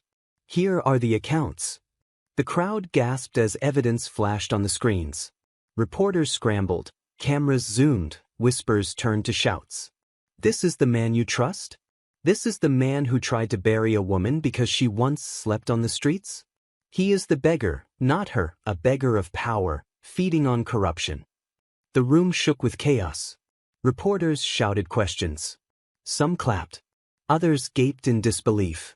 Amara clutched her baby, her knees trembling, but for the first time she didn't feel like hiding. She stepped forward, her voice soft but steady into the microphone. I was abandoned. Pregnant. Hungry. The world called me trash. But one man knelt before me not because I was rich or powerful, but because he saw dignity where others saw shame. That man is Damien Cole. And this child, she lifted her baby slightly, is not a mistake. He's a miracle. The second chance. If you cannot see that, then you are the blind ones, not us. The crowd roared. For the first time, Amara was not just Damien's rescued queen. She was his equal, his voice, his shield. That night, news channels flipped. Instead of mocking headlines, they ran new ones. Cole strikes back, exposes rivals' fraud. Amara speaks, from streets to strength. Who is the real beggar? Oba or Amara? Chief Oba, cornered, tried to fight back. But by the week's end, government officials had frozen his accounts. Investigations spread. His empire crumbled. And through it all, Damien and Amara stood side by side, the baby in their arms, not just surviving the storm, but owning it. For the first time, the city whispered not in mockery, but in awe. Maybe this wasn't a scandal. Maybe this was love. Weeks passed, and the storm that once threatened to bury them slowly began to fade. Chief Oba's empire crumbled under the weight of Damien's exposé. His name was dragged through courts and newspapers. And Amara? She was no longer called beggar. Magazines now wrote headlines like, Amara Cole, the woman who faced the world and won. From abandoned pregnant woman to billionaire's queen. Damien's mother, Madame Veronica, fought the truth for as long as she could. But one evening she walked quietly into the nursery where Amara was rocking the baby. Her voice trembled. I was wrong, she whispered. Amara froze, unsure if she'd heard correctly. Veronica's eyes softened as she touched the baby's tiny hand. I thought you were a shame to this family. I see you were its salvation. Forgive me. Tears filled Amara's eyes. She nodded, whispering, we both just wanted to protect him. Now we can do it together. And so, the day came when the world witnessed something they had all doubted, Damien and Amara's wedding. It was not just a ceremony, it was a spectacle. The cathedral was draped in ivory lace and roses. Guests came from across Africa and beyond. Investors, leaders, celebrities, even those who had once mocked now came dressed in admiration. When Amara walked down the aisle, her baby cradled by Damien's mother, the entire room stood in awe. She was radiant, her gown simple yet elegant, her face glowing not just with beauty, but with dignity hard-earned. At the altar, Damien's voice broke as he spoke his vows. I once thought wealth was power, but true power was kneeling before you that day on the street. Today, I rise again not as a billionaire, but as your husband. And this time, I will never kneel for pride again, only for love. Tears streamed down Amara's cheeks as she whispered, "I was thrown away, rejected, forgotten. But you called me chosen. And today I stand not in shame, but in grace because of you." The crowd erupted in applause as they sealed their vows with a kiss. The following months, their marriage became more than a union. It became a movement. Damien and Amara launched the Okafor Cole Foundation, named after both of their families. Its mission: to provide shelter, education, and opportunities for abandoned women and children across Nigeria. At the opening ceremony, Amara stood before a crowd of young mothers, orphans, and widows. Her voice was steady, her baby in her arms. "Once I was told I was nothing. But today, I stand as proof that your story isn't over. If love and dignity found me on the pavement, it can find you too. You are not forgotten. You are not useless. You are the future." The hall erupted in cheers, some women weeping, others raising their babies high in hope. Damien stepped forward, his hand clasping hers. "We built this not as charity, but as justice. This foundation is not a gift. It is a reminder, second chances are real." Cameras flashed, reporters scribbled furiously, but for the first time, no one mocked. Instead, the world leaned in, inspired. And that night, as Amara tucked her baby into the crib, she whispered, "You were the beginning of all this. You were the miracle." Damien wrapped his arms around her from behind, kissing her cheek softly. "No, Amara. You were." Years passed. Seasons changed. The Cole mansion, once filled with whispers of scandal, now echoed with laughter, footsteps, and music. Amara and Damien's son, David Cole, grew into a bright, confident young man. At 15, he stood tall, already showing signs of his father's sharp mind and his mother's compassionate heart. At school, when children mocked others, he was the first to stand in their defense. His teachers said he was born to lead. The Okafor Cole Foundation grew too. What began as a single center in Lagos spread across Nigeria, then Africa. Shelters for women, schools for children, vocational programs for the forgotten. Amara became its heartbeat, giving speeches, visiting centers, hugging women who reminded her of herself on that lonely street corner years ago. Damien became its engine, funding, expanding, ensuring no one could ever erase its impact. And the world noticed. They were invited to conferences, honored with awards, written about in books. A documentary called "The Woman the World Rejected" went viral globally, telling Amara's story from the pavement to the palace. But even with the spotlight, they remained grounded. Every evening, Damien still walked Amara through the garden. Every night, she still whispered prayers over him and their son. One evening, decades later, Amara sat on the same balcony where she had once cried, clutching her belly, believing she was a disgrace. But now, her hair streaked silver, her skin lined with wisdom, she sat with Damien at her side, their fingers interlocked. Below them, David, now a man, stood with his wife, cradling their newborn daughter. Damien's voice was soft, trembling with age. "Do you remember that night, Amara? When I knelt before you and the world laughed?" She smiled, tears glistening. "How could I forget? I thought you were insane." He chuckled weakly. "Maybe I was. But it was the only kind of madness that ever saved me." Their granddaughter let out a small cry. Amara's eyes filled as she whispered, "She will never know the shame we carried. She will only know the love we built." Damien squeezed her hand. "Because you were never my shame, Amara. You were my salvation." The little girl toddled toward them, her tiny feet pattering on the marble. She clutched a crayon drawing in her small hands. She held it up proudly, a picture of a man kneeling before a woman with a big round belly. Amara gasped softly. "Damien, it's us." At the bottom of the drawing, in uneven handwriting, were the words, "Love begins where shame ends." Tears rolled freely down Amara's cheeks as she hugged her granddaughter tightly. Damien's eyes glistened too, his voice barely above a whisper. "And that, Amara, will be our story forever." The camera of life zoomed out, the mansion glowing at sunset, laughter rising, a family reborn from ashes, and a legacy standing taller than empires. Not a story of scandal, Not a story of pity, but a story of love that began where shame ended. Once upon a time, in the quiet outskirts of Nsukka, there lived a woman named Ijeoma. She didn't have much. A cracked one-bedroom flat with faded curtains, a sewing machine that squeaked with every press, and a little boy named David who was the very breath in her lungs. She was only 28 but looked older from the weight she carried. People in the neighborhood called her Mummy David, with a mix of pity and respect. Not because she was loud or showy, but because for the past 3 years, she had been fighting a battle most people would run from. David was 4 years old, and he was sick. Not the kind of sick that Panadol or hospital beds could fix. He was born normal. 10 fingers, 10 toes. A loud cry that shook the nurse's hand. But at age 1, things started to change. He began to vomit every morning. His limbs would shake for no reason. He couldn't walk steadily. And by age 2, he stopped talking. Hospitals ran tests. Private clinics bled her dry. One doctor even called it a nervous system disorder with no clear origin. They gave her pills she couldn't pronounce, syrups that tasted like metal, bills that mocked her bank account. And through it all, Ijeoma stayed.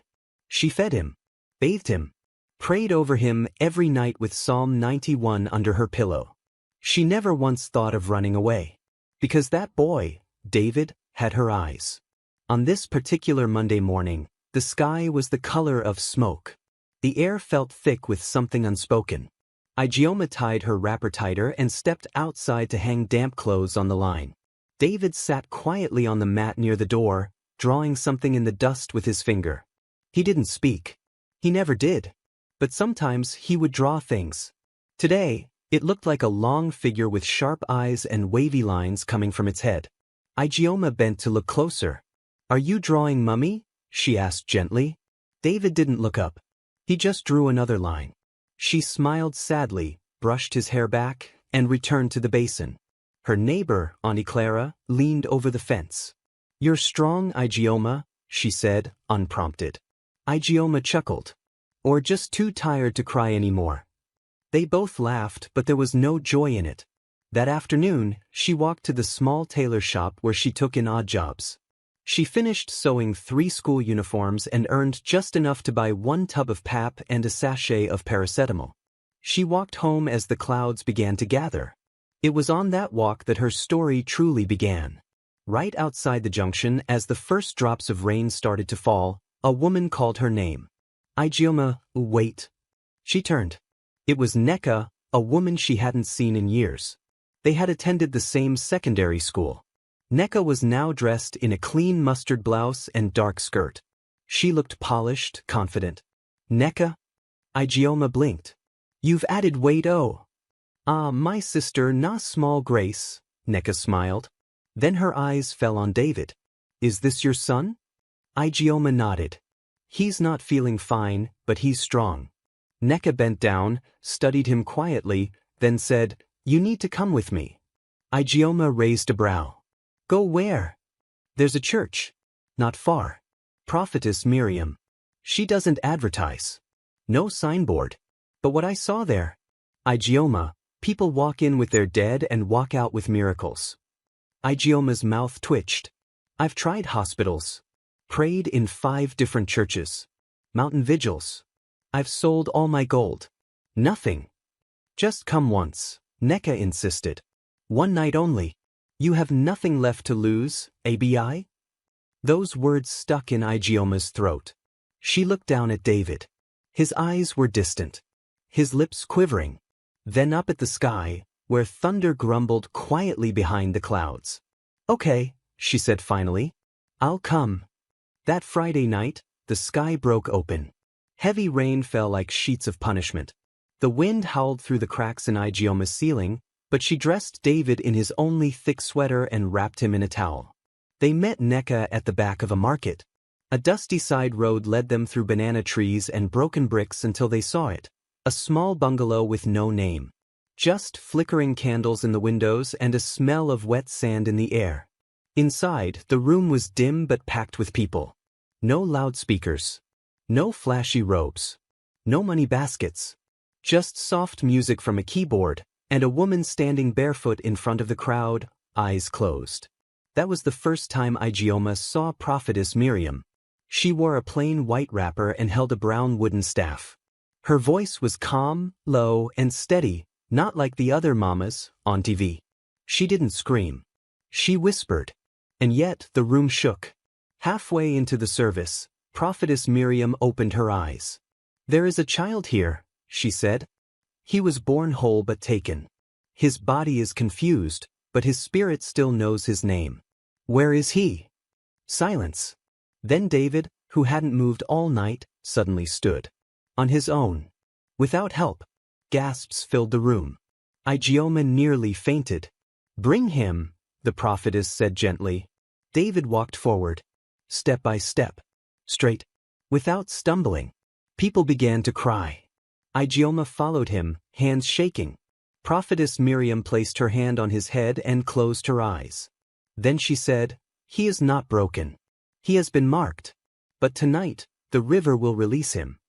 Ijeoma didn't understand what that meant. She didn't ask. Because in that moment, her son stood like every other child. Straight. Still. Alive. And the church burst into songs of praise. Outside, the storm raged. But inside, Ijeoma wept. For the first time in years. She believed. Ijeoma didn't sleep that night. Not because of fear. But because her heart had started doing something she hadn't felt in years. Hoping. She sat on the edge of the bed, holding David's little body in her arms, rocking him gently even though he was fast asleep. His breathing was calm. His fingers were still. His skin was warm. No seizures. No fever. Just peace. She stared at him for hours, whispering over and over again, "Thank you, Jesus, thank you." Outside, the rain slowed to a drizzle. The night faded into dawn. By morning, the news had started to spread. A neighbor had seen them returning from the miracle house. Another said they saw David walking without falling. Ijeoma didn't say much. She just nodded politely, smiling faintly. But inside her, a fire had been lit.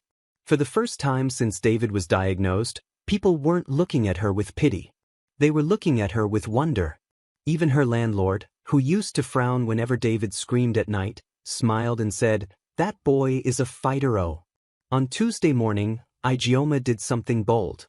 She took David to the same pediatric specialist who once told her, "You should prepare for the worst." The nurse nearly dropped her clipboard when David walked in, holding his mother's hand, humming quietly to himself. Wait, he's walking," she stammered. The doctor examined him for over an hour, checked his joints, his eyes, his reflexes. "His motor coordination has improved drastically," the doctor finally said. "This is unexpected." Ijeoma just smiled and said, "God is working." They left the hospital with no medications, for the first time in 2 years. That night, Neka came by with hot moi and a small envelope. "Mama Prophetess said to give you this," she said, smiling. Inside the envelope was a folded piece of paper. On it was a handwritten note. "The boy has been touched. But now the river must be thanked. Come Friday night. Bring something that carries your scent. Come alone." Ijeoma blinked. "Scent?" she asked aloud. Neka shrugged. "Usually a scarf. Or a wrapper. Something close to your body." "Why?" "It's for the river gratitude ritual," Neka said. "Don't worry, it's nothing scary. It's just Thanksgiving." Ijeoma hesitated. "I don't like strange things. Especially after what we've been through." Neka leaned closer. "Ijeoma, your son walked. Do you want this healing to reverse? That woman is not ordinary. She hears directly from the spirit world." Something about those words made Ijeoma's chest tighten. But she nodded slowly. She couldn't risk losing David again. That Friday, she wore her cleanest wrapper. The one she kept for special occasions. She tied it around her waist, sprayed her late mother's perfume on her collarbone, and wrapped a scarf around her hair. David was asleep when she left. The church was quieter than usual that night. Only a few people were present, all of them women. All of them holding items, a baby's blanket, a wedding ring, a pair of shoes. They were led into a back room. There was no pulpit here. Just a wide circle drawn on the floor with white chalk, surrounded by tiny bowls filled with water. Prophetess Miriam sat in the middle, her eyes closed, her hands resting on her lap. One by one, the women stepped into the circle, dropped their items, and spoke a word of thanks. Thank you for my womb. Thank you for my husband's job. Thank you for removing shame. When it was Igioma's turn, her hands trembled. She stepped forward, dropped her wrapper on the floor, and whispered, "Thank you for giving me back my son." Prophetess Miriam opened her eyes slowly. Then she smiled. "The river accepts your gratitude." A strange wind passed through the room. The candles flickered. Igioma felt something pass through her body, not cold, not hot. Just strange. They ended the ritual in silence. When she got home, David was sitting up in bed. "Mummy," he said. Her heart stopped. It was the first time he had spoken in almost 3 years. Tears poured down her face. She dropped to her knees and held his face in her hands. "Say it again." "Mummy," he whispered, then smiled. She laughed. Shouted. All at once. Neighbors heard the noise and came running, thinking something was wrong. But all they saw was Igioma on the floor, laughing and crying with her son in her arms. And the boy was talking. The next day, she returned to the church with a basket of fruit and a handwritten thank you card. She waited after the service to speak to Prophetess Miriam. But the usher at the door stopped her.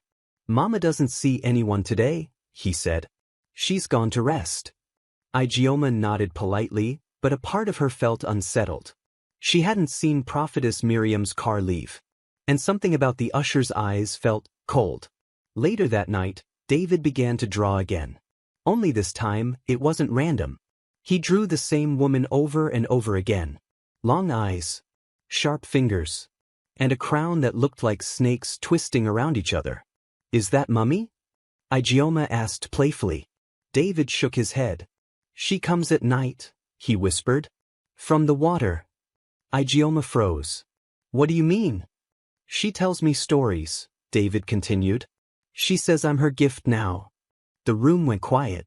Igioma picked him up gently and laid him down, brushing the hair from his face. "Don't listen to strange voices," she whispered. "You're mine." David nodded, but didn't say anything else. He fell asleep peacefully. But Igioma did not sleep at all. Not that night. For the next 3 nights, Igioma kept waking up at exactly 2:13 a.m. Not 2:10. Not 2:15. 2:13. Each time, she would sit up with a jolt, heart racing, soaked in sweat. The first night she thought it was just anxiety. The second night, she blamed the harmattan heat. But by the third, she knew something was wrong. Because every time she woke up, David was already awake. And he wasn't doing anything loud or scary. He was just sitting, cross-legged, in the dark, staring at the wall. Sometimes humming. Sometimes whispering to someone who wasn't there. And always drawing. On the 3rd morning, she picked up the piece of paper he had scribbled on. It was another sketch. Crude lines drawn with pencil, but the shape was unmistakable. A woman with long arms, standing waist-deep in a river, holding a baby. Igioma stared at it for a long time. Then folded it, tucked it under her wrapper, and went to boil water for Pap. That afternoon, her cousin Chuka came visiting. Chuka was in his final year of medical school, bold, talkative, and annoyingly logical. He had been one of the few people who stood by her when David's illness first began, and though they hadn't spoken in weeks, he had seen the video clip that was now spreading quietly on WhatsApp. "Nsuka boy walks after years of paralysis, church miracle?" "Ige," he said, setting down his backpack, "you need to tell me exactly what happened that night." Igioma smiled faintly. "God happened." "No," Chuka shook his head. "Not the kind of God I know. This woman, this so-called prophetess, what does she do exactly?" "She prayed." "With what?" "Just prayer. No oil? No candle? No water? No chant." Igioma hesitated. There was a circle, some bowls of water, and a staff. Chuka raised a brow. "That doesn't sound like anything I learned in Sunday school."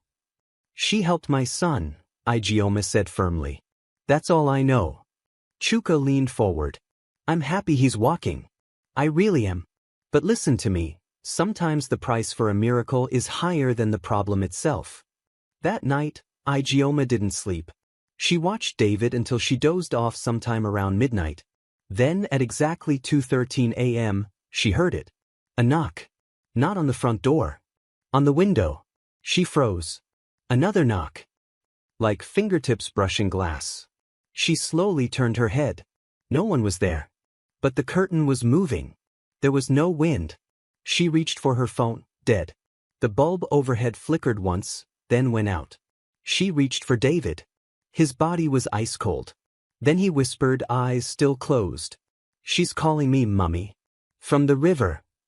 Morning couldn't come fast enough. By 6 a.m., Ijeoma was dressed and at Nneka's door. The woman opened the door with a surprised smile. Ijeoma, you've come early. I need to speak with Prophetess Miriam, she said. Alone. Nneka's face changed. That's not how it works. Mama chooses when to. I said alone, Nneka. Ijeoma repeated, her voice harder now. This is about my son. There was silence. Then Nneka sighed and stepped aside. I'll take you tonight. But promise me one thing. What? Don't ask questions you're not ready to hear answers to. That night, they went through the same hidden path. Only this time, instead of the candlelit gathering, Ijeoma was led through a narrow hallway at the side of the main room. They reached a wooden door carved with swirling patterns that looked vaguely like waves. Nneka knocked twice. A voice from inside replied calmly. Enter. Ijeoma stepped in. The room was sparse. No furniture. Only mats on the floor. And a single bowl of water in the corner, gently steaming. Prophetess Miriam was sitting cross-legged, eyes closed, hands on her knees. She didn't open her eyes when she spoke. The river has already marked your son. Why do you resist? Ijeoma's throat went dry. I didn't come here for marks, she said. I came for healing. And healing you received. But something's not right, Ijeoma whispered. He's drawing things. Speaking to someone at night. He says she's calling him. Miriam opened her eyes. And they were glowing faintly. Not bright. Not scary. But glowing. That is how it begins. Ijeoma took a step back. What begins? The covenant. She stood slowly. Your child has been touched by something older than this world. He was chosen.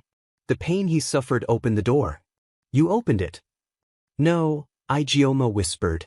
I opened nothing. You gave thanks at the river, Miriam said calmly. You left your scent in the circle.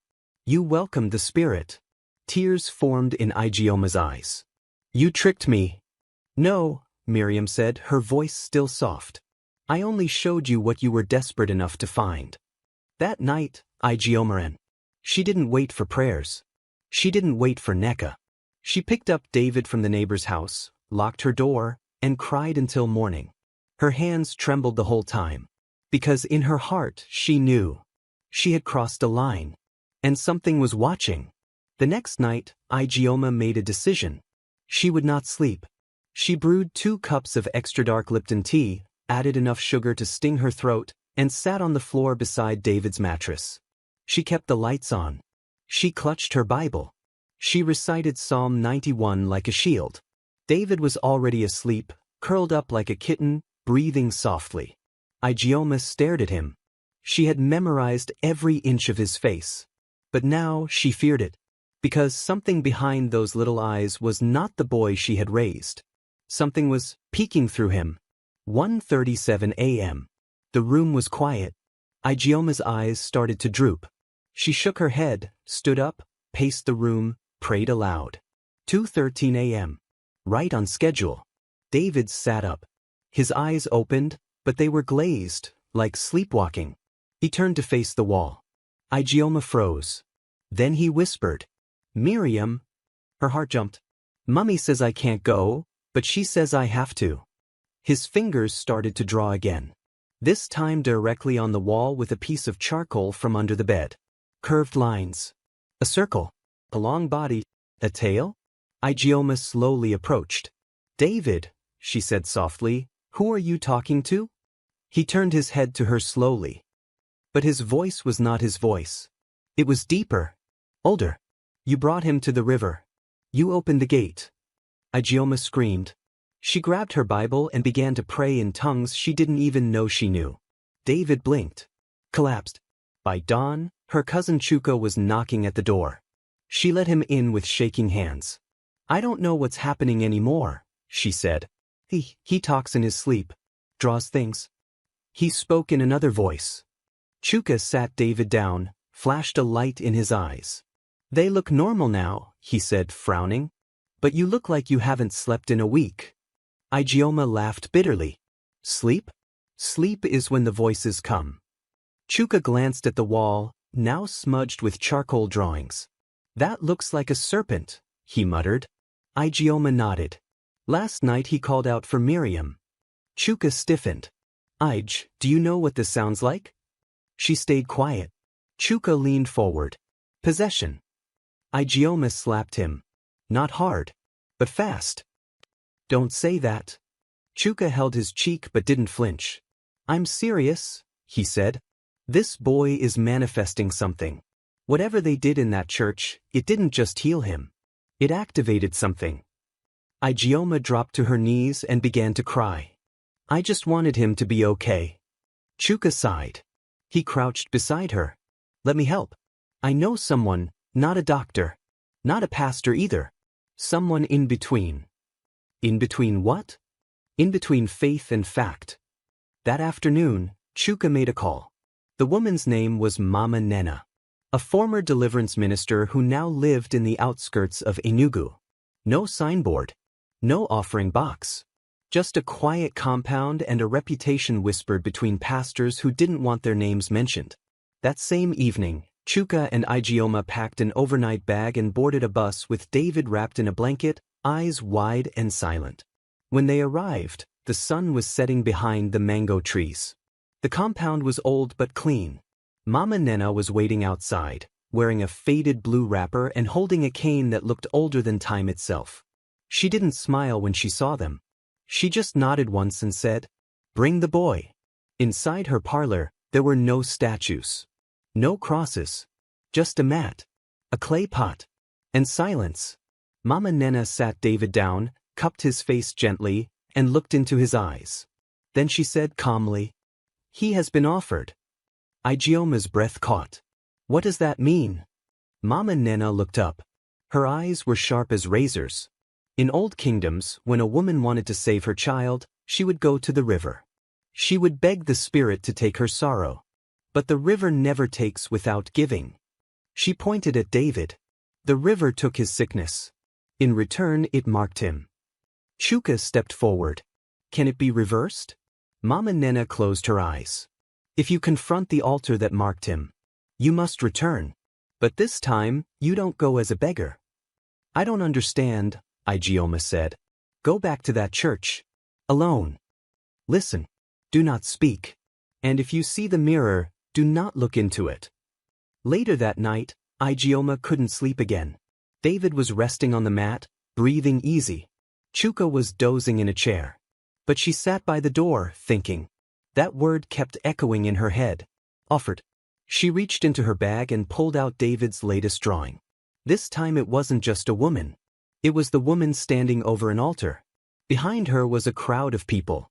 Their faces were blank. And in her hands she held a mirror. Ijeoma stood at the gates of the church like someone staring into the mouth of a cave. She had come alone. Chuka had offered to come, but she refused. Mama Nena had warned. This is a confrontation. The river sees fear like a dog smells blood. So Ijeoma wore her strongest wrapper, tied her scarf tightly, and carried nothing but her Bible and a folded drawing of David's, the one with the mirror. It was a Tuesday evening. No official service. No crowd.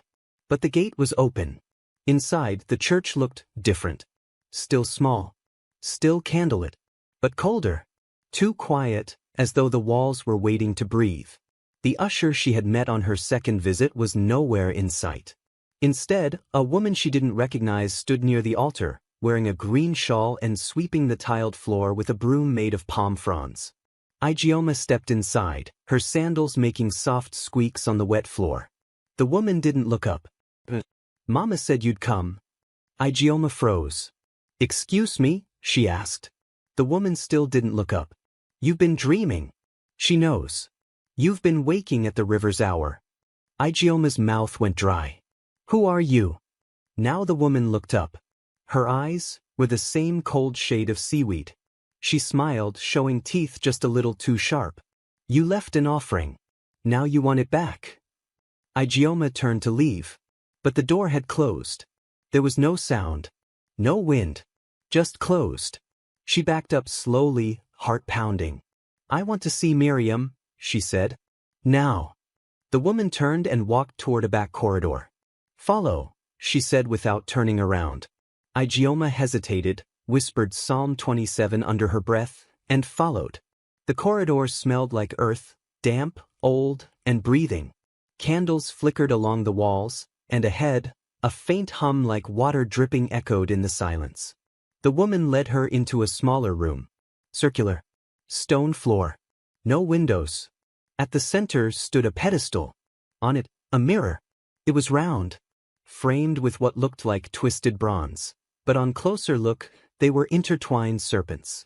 Igioma's heart began to race. This was it. David's drawing. The mirror. She looked away instantly. You may speak, a voice said. It was not the usher. Not the sweeping woman. It was Miriam. She stepped into the room from a hidden side door. Dressed in white. But her calmness now felt like ice. Why have you come, Igioma? Igioma kept her eyes low. I want my son to be free. He is free. Not like this. You begged for healing. The river answered. Did you think miracles are free? He draws you in his sleep. He speaks in voices that aren't his. He said you're calling him. Miriam walked slowly toward the mirror.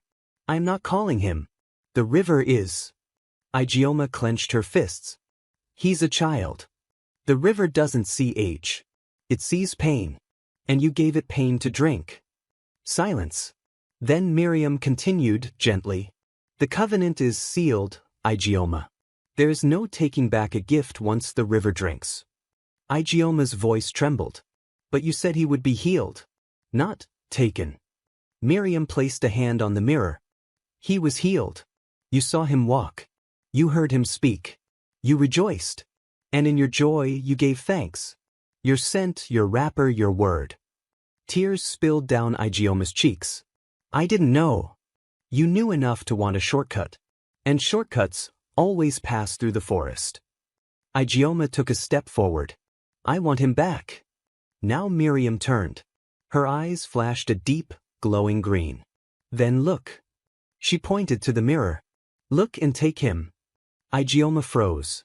She remembered Mama Nena's voice clearly. Do not look into the mirror.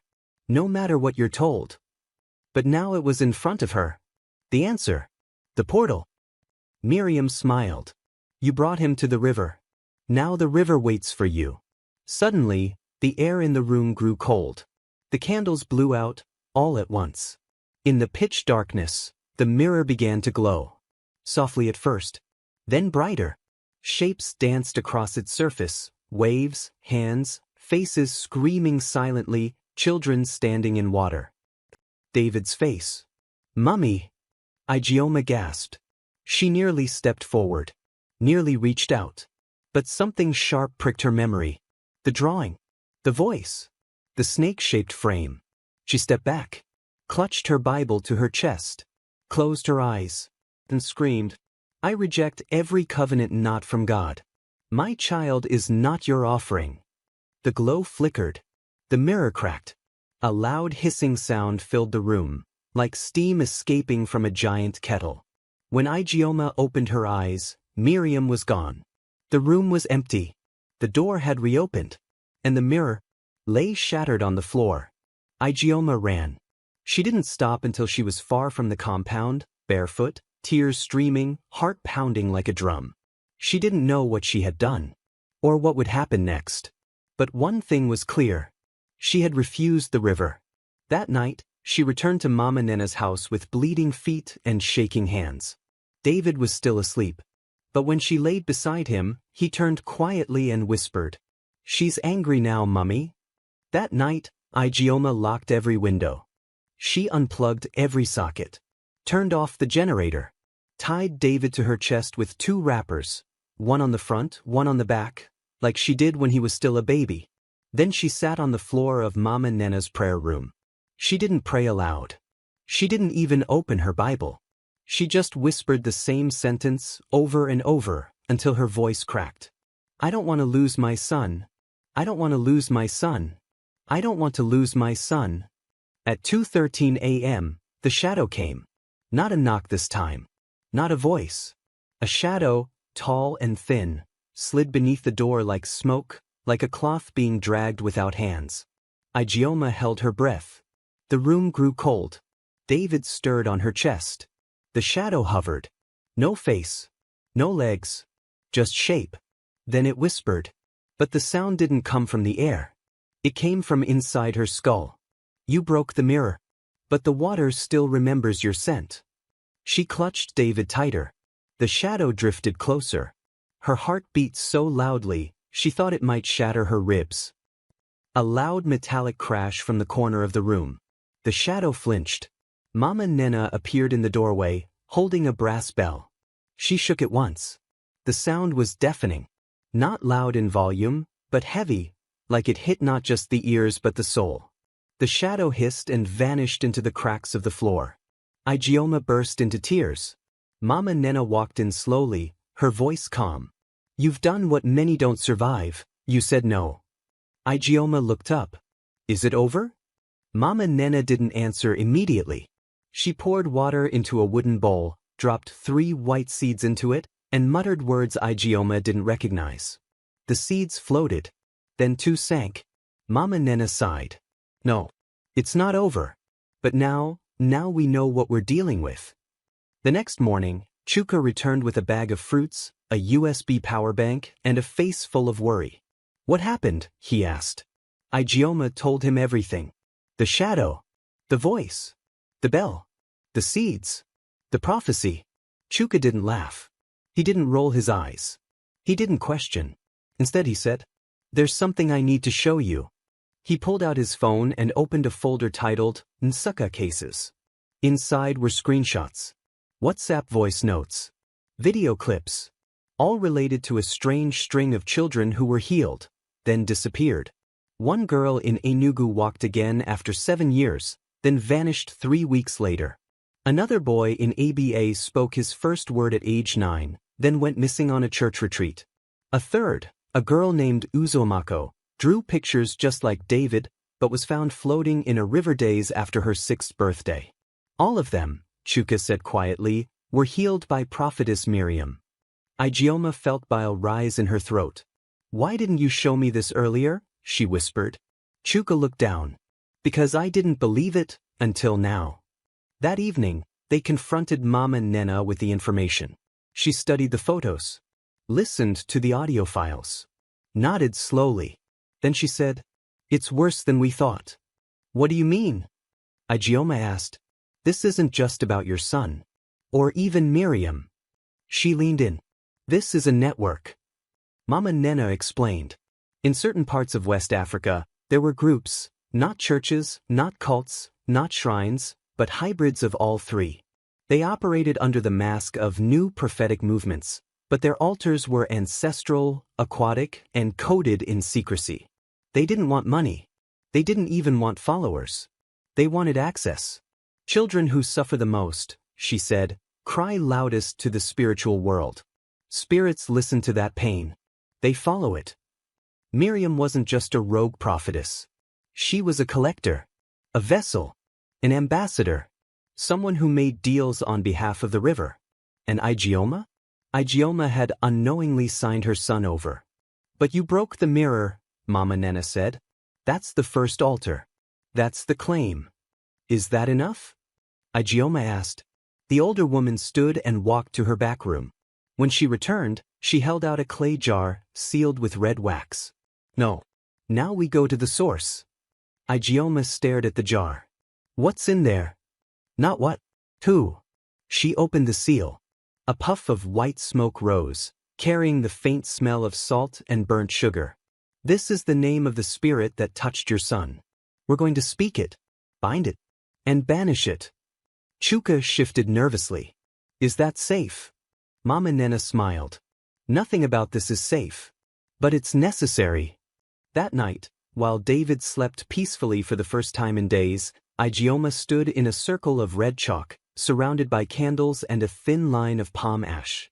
She held the jar in her hand and whispered, I am his mother. I revoke every tongue that speaks over him. I cancel every covenant not sealed by light. I close the gate. The jar trembled in her hand. A low growl filled the room. David stirred. Then, silence. Suddenly, the lights in the compound blew out. Not just in the prayer room. The entire compound. Outside, dogs began to bark. A cold wind blew in through the locked windows. And from somewhere deep in the dark, a woman began to sing. The first note was faint, like wind through hollow bamboo. A woman's voice, soft, steady, syrupy, rising and falling in a strange lullaby. Ijeoma froze. Chuka reached for his phone. No service. Not even emergency bars. Mama Nena stood still, eyes closed, her fingers trembling slightly. Don't respond, she whispered. No matter what you hear. Do not speak. Not even to call your son. The singing grew louder. David, who had been sleeping peacefully, began to hum along in his sleep. Ijeoma's eyes widened. His lips moved. His tongue twisted into words she didn't understand, ancient words, and the same melody flowed from his throat. Mama, he's singing with her. Don't interrupt him, Mama Nena hissed. That song isn't being taught. It's being remembered. Outside, the wind picked up. Candles flickered violently. The clay jar began to rattle on the altar. A knock. 3 soft taps. Slow. Calculated. The door didn't shake. The frame didn't creak. But something about the knock made Ijeoma's skin crawl. Who is that? Chuka whispered. Mama Nena didn't answer. Then came the second knock, not from the door, but the window. David sat up slowly, eyes closed, and said in a flat voice, She's here. Ijeoma lunged forward to grab him. But Mama Nena blocked her. I said don't touch him. Why? Because right now, touching him is like grabbing lightning. You'll both burn. David stood up. His eyes still shut. He walked toward the door. The air in the room became heavy, like smoke without fire. Something was pressing down from the ceiling, pushing the breath out of their lungs. Mama, please. Ijeoma begged. I'm losing him. Suddenly, the singing stopped. Dead silence. David halted, standing inches from the door. Then he said something that made the blood drain from Ijeoma's face. I want to go home now. Chuka gasped. That's not his voice. It wasn't. It was deeper, richer, wiser, like someone older was wearing David's mouth. Then came a new sound. The door creaked open, by itself. Darkness outside. Nothing visible. But the smell that poured in, river mud, wet leaves, and death. Mama Nena stepped forward. She pulled a piece of cloth from her wrapper, deep indigo, laced with white chalk symbols, and wrapped it around David's head like a blindfold. He stopped moving. She reached for the clay jar, lifted it above her head, and shouted, I bind the name that was spoken over this child. I silence the covenant sealed in ignorance. Let the child return to the mother, and the spirit return to the deep. The jar exploded in her hands. White smoke burst into the air. David collapsed. Outside, a scream ripped through the night, high, furious, and unearthly. The door slammed shut. Silence. The power came back. Lights flickered. Candles burned steady. Air returned to the room like breath after a deep underwater dive. David lay unconscious, but breathing steadily. Mama Nena wiped sweat from her forehead. Chuka just stood there, stunned. Ijeoma ran to her son, scooped him up, and wept into his chest. He was warm.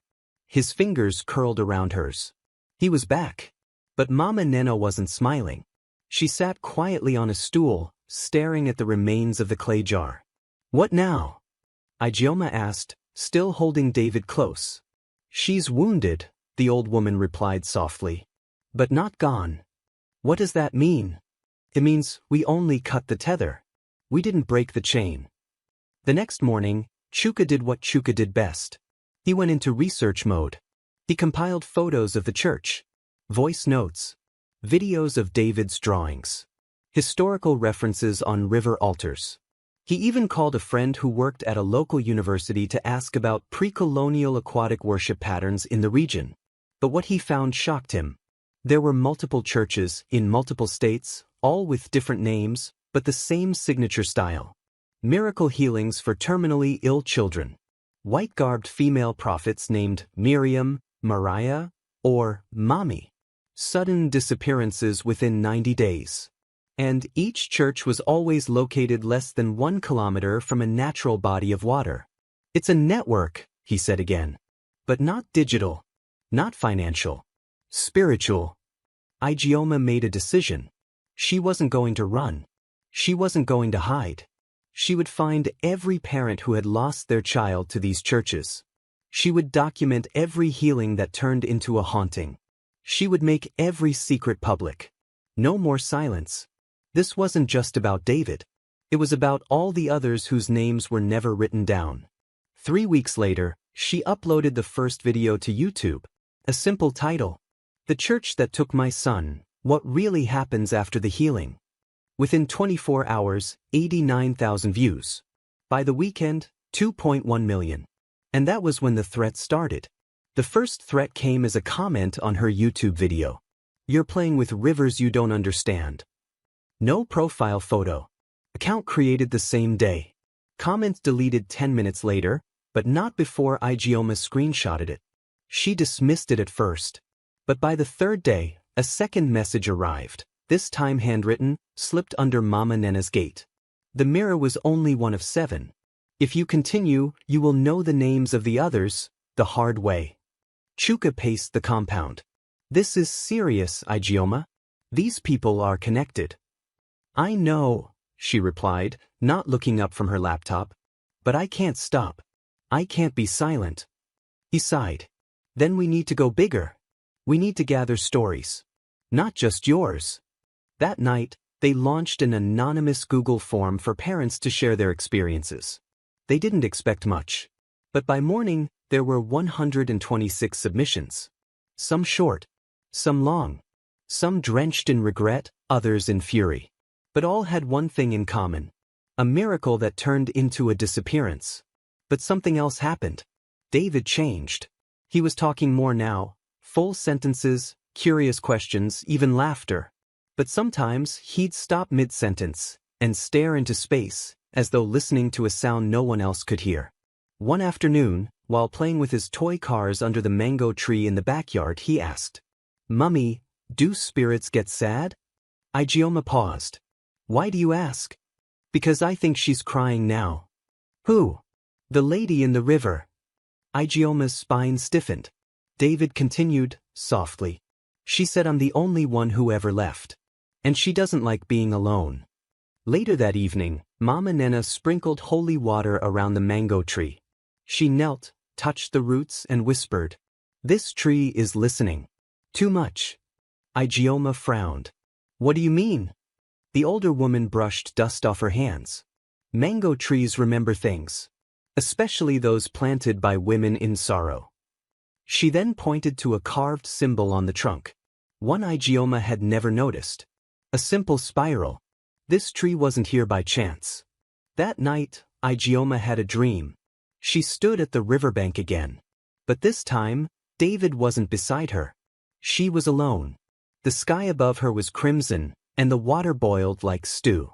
From the depths, hands reached up, not to pull, but to offer. In their palms were mirrors, each cracked differently. And then, a voice, soft and weeping, said, He is not the only one. You are not the only mother. Ijeoma woke up sweating. Her phone buzzed. It was an email from a woman in Benin. My son disappeared after a healing in a river church. I never spoke about it.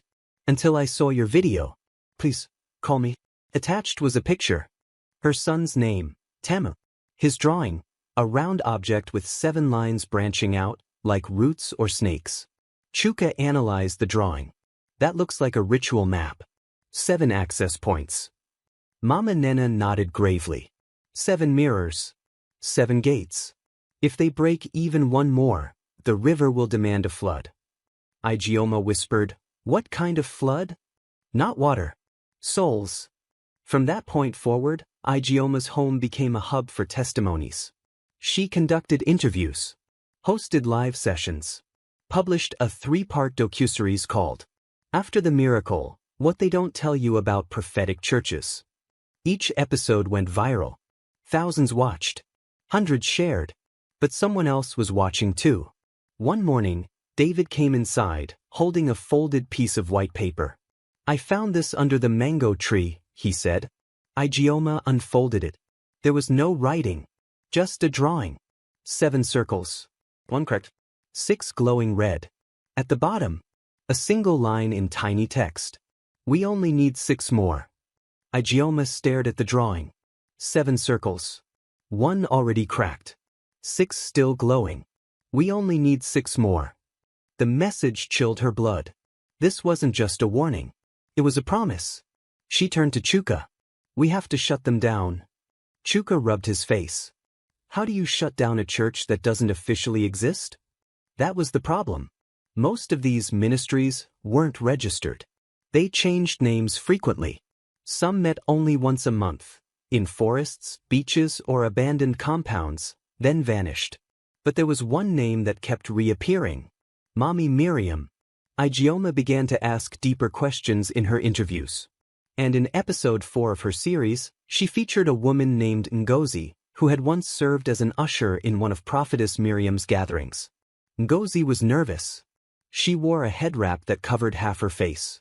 Her voice trembled as she spoke. "I left after the 5th child disappeared. The girl's name was Kalechi. Her mother cried at the altar until she fainted. They told us to say it was rapture.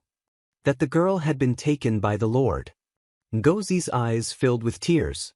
"But I saw it. They took her behind the altar curtain, and she never came back. The prophetess said, 'The water has accepted her.'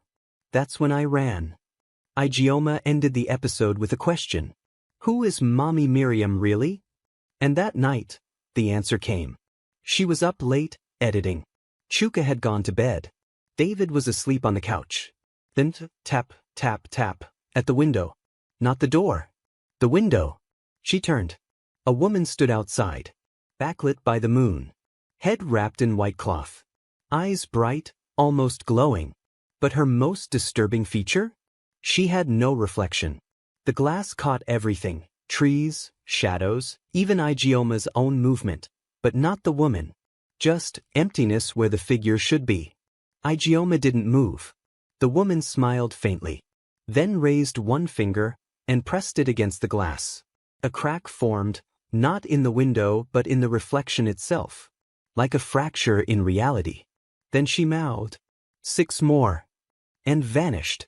The next day, Mama Nena came early. She walked the perimeter of the house, sprinkled camphor oil, and muttered incantations from a book wrapped in goat skin. Then she handed Ijeoma a bundle of dried herbs. "Burn this every night. Don't let the smoke go out until morning." Ijeoma asked, "Who was that woman?" Mama Nena paused. "They call her Mommy Miriam. But that's not her real name. That's the name of the body, not the thing inside it." Chuka looked up from his laptop. "I think I found something," he said. He showed them a blurred photo from a 1996 article in an old religious magazine. It featured a Mommy Miriam, same head wrap, same smile, standing beside a boy in a wheelchair.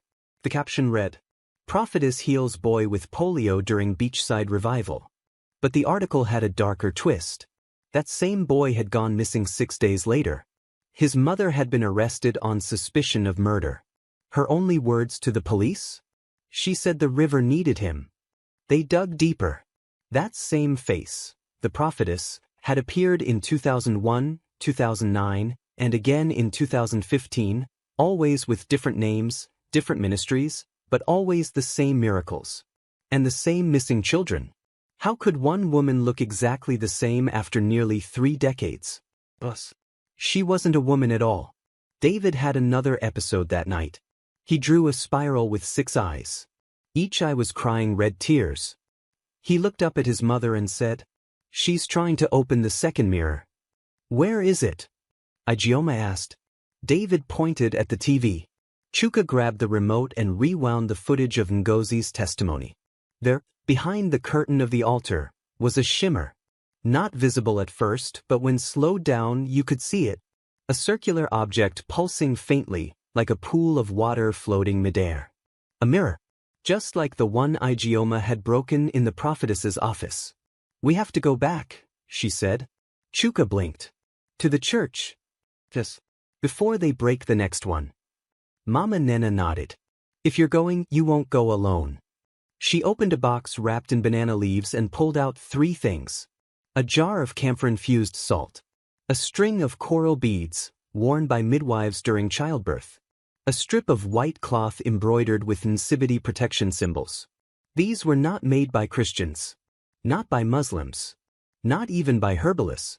These are ancestral tools, passed down by those who watched the waters before the missionaries arrived. Ijeoma took a deep breath. They had no weapons. No government support. No guarantee of survival. Just 3 people, a sick child, and 6 more mirrors that threatened to crack open the belly of Nigeria's spiritual underworld. She held David close. "We end it now." It was Friday night, the air thick with moisture and the scent of diesel. Ijeoma stood outside the iron gate of a dilapidated compound on the edge of ABA. The location matched what Ngozi described in her interview, an unmarked building near a refuse dump, behind a broken signboard that once read, "Living Water Revival Tabernacle." The gate was padlocked, but the wall was low enough to climb. Chuka helped Ijeoma up. Mama Nena followed, muttering something under her breath. They dropped into the silent compound. Inside, the church looked abandoned. Dust-covered pews. Cobwebs hanging from faded ceiling fans. But the altar was immaculate, swept clean, lit by 7 unmelting white candles. It was as though the rest of the building had aged, but the altar had not moved in time. Behind the curtain, same as before, they saw it. A mirror, round and floating inches above the ground. No stand. No wall. Just hovering. Its surface shimmered like oil in water. Ijeoma stepped closer. Her reflection was there, but it didn't move in sync. She raised her hand. The reflection delayed. She turned her head. The reflection smiled before she did. "It's not a mirror," Mama Nena whispered. "It's a watcher. It remembers what you've done and what you're afraid to do." Suddenly, the air shifted. The candles flickered. David, waiting outside with Chuka, screamed. They ran out to find him pointing at the compound's well. "I heard her voice again," he gasped. She said, "You cannot break what you did not create." Ijeoma's heart pounded. "Mama, what do we do?" The old woman pulled out the salt jar, drew a thick circle around the mirror, and chanted, "I invoke the names before names. I summon the silence before sound. Mirror, crack not for vengeance, but for truth." She poured the salt on the mirror's edge. The surface began to bubble, then boil, then scream. Not a sound wave, but a feeling, like a blade across bone. Suddenly, the mirror shattered inward, sucking its fragments into itself like a collapsing star. A gust of cold wind blew through the church. Then, silence. Only the dripping of water from the ceiling. "Second mirror," Mama Nena muttered. "Broken." But that's when Ijeoma saw it. Etched into the back wall, now visible after the mirror vanished, were names. 7 of them. But 2 had been crossed out. Kizr. David. The next 5? Murat. Hassan. Etam. Sophia. Hiniola. Chuka's eyes widened. "These are the next children." Ijeoma whispered, "It's a hit list." They took photos. Left immediately. Didn't look back. Back at the house, Chuka ran a search for every child with those 5 names who had appeared in recent viral healing videos. And what he found was terrifying. Each name matched a real child, in a different part of Nigeria, all featured in online clips from new ministries, led by different women, all wearing white, all with names like Evangelist Miriam, Prophetess Mira, Mummy Mirabelle, Mama Mariah, Sister Mimi. It's her, Igioma whispered. She's splitting herself, cloning her presence. Mama Nena nodded solemnly. The first was physical. The second, spiritual. The next ones? They'll target the astral. They're not using just names anymore. They're embedding echoes into the air. Echoes? Sounds that find children in their dreams. Call them. Teach them songs they didn't learn. Invite them to rivers they've never visited. That night, David woke up in cold sweat. He pointed at the corner of the room. She was there. Who? The one with too many names. She didn't speak, but she showed me a dance. A dance? David got up, walked barefoot to the center of the room, and began moving in slow, ritualistic patterns. He didn't blink. His arms circled. His feet tapped. He spun and dipped. It was beautiful. And horrifying. Mama Nena gasped. That's not a dance. That's a summoning. She grabbed a cup of water and poured it on David's head. He collapsed. When he woke up, he had no memory of the dance. The next morning, Igioma got a call. A known number. She hesitated. Then picked up. Silence at first. Then a voice. For days. Then the third mirror opens. This time, it will not be a child. It will be you. Line went dead. The phone slipped from Igioma's hand. Her breath caught in her chest. For days. The third mirror. And this time, it will be you. No name. No number. No time to think. Mama Nena grabbed a red chalk from her satchel and immediately drew protective Nsibidi symbols around the windows and door frames.